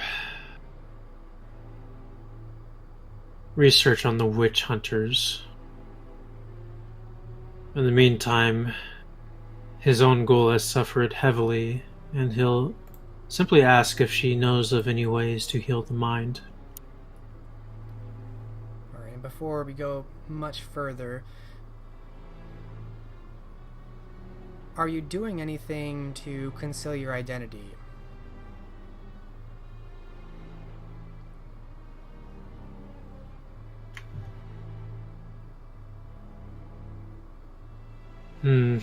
Beyond wearing a hooded cloak around the inn specifically, and moving about there to draw very little attention. No. Okay. I'll just take a wit stealth from you, difficulty 7. Just to be mindful of how much you're showing your face to crowds and being discreet.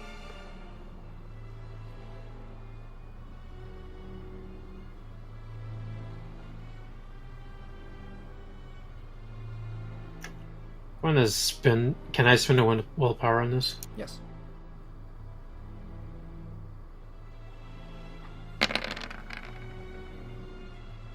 Good thing you did. 1 success with the willpower. So you feel confident that you're doing at least a decent job of maintaining more discretion than you were before when you first came here, asking questions in inns. You're quieter, you move with more concern, and keeping your cloak drawn about you, it's much harder to tell who you are or what you're about.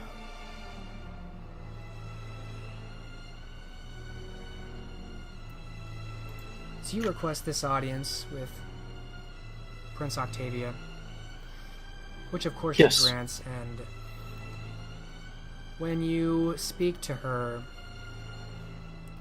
she tries to explain to you that madness is not healed, it only spreads. However, it could be possible for this to not be cured, but perhaps transferred onto another person.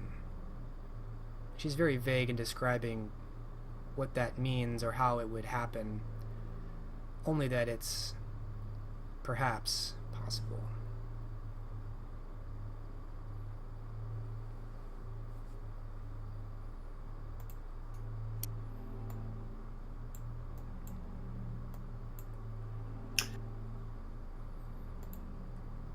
Robert would ask, would she be willing to do this?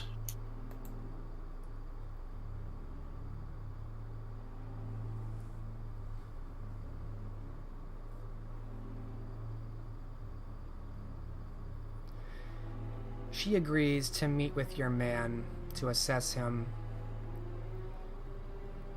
on the condition that you do a favor for her.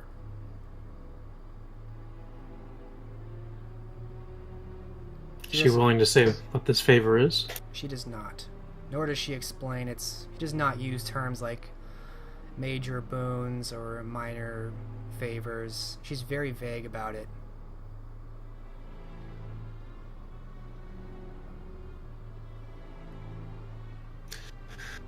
Well, Robert at this moment is willing to agree to this.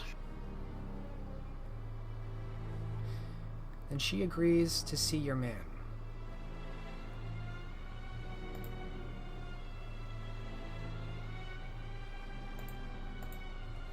He'll get Guy ready for this as he thinks about what she could have in mind.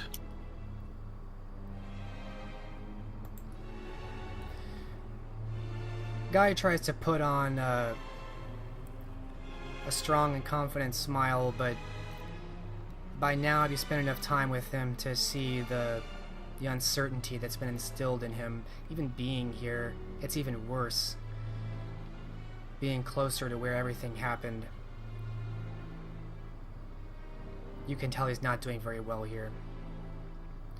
But bound by the blood, he follows you into the halls of the hospital and led through the corridors to the heavy iron door to the tower, the asylum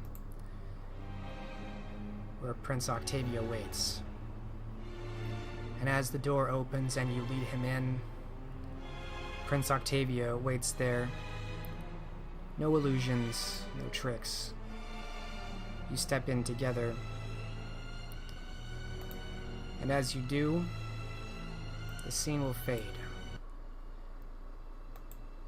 And we will end the session here on the verge of the meeting of Octavia and Guy de Free.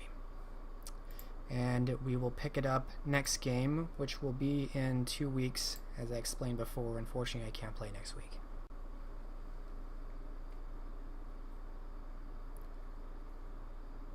But I think the next game is going to be really exciting. So we'll have some time to prepare for it, mentally and or otherwise. You and Cormac are really bad at starting downtimes, I'm just saying. Part of that was I didn't want us to get too far in downtime while we have a couple cliffhangers going on. One of them pretty significant. Really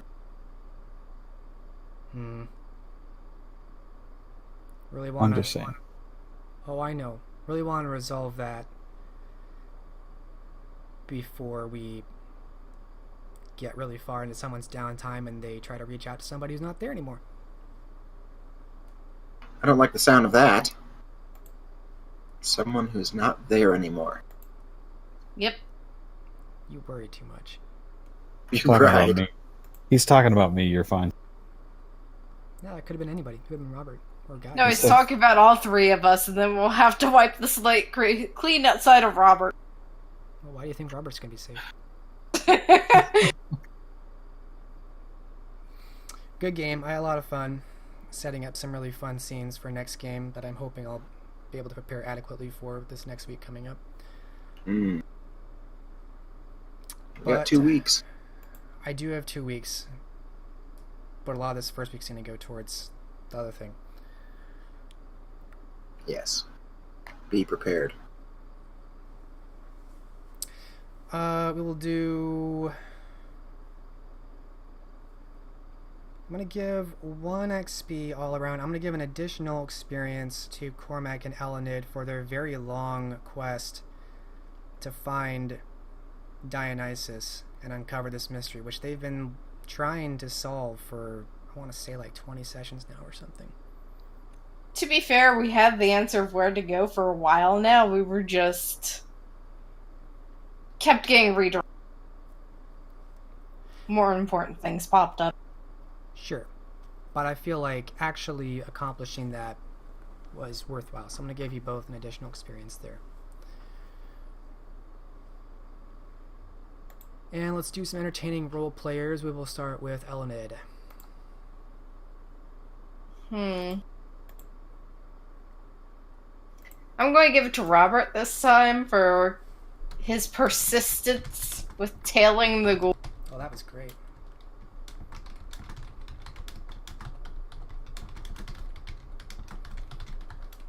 I enjoyed that a lot.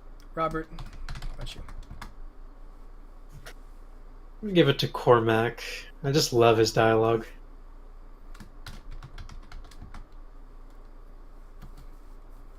It's good dialogue. Cormac, how about you? Oh, without a doubt, Robert. I was dying.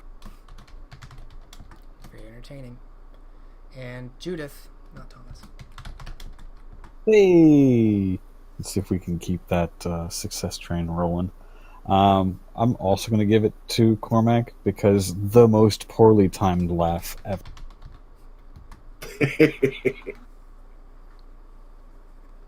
This guy does not do a lot of laughing.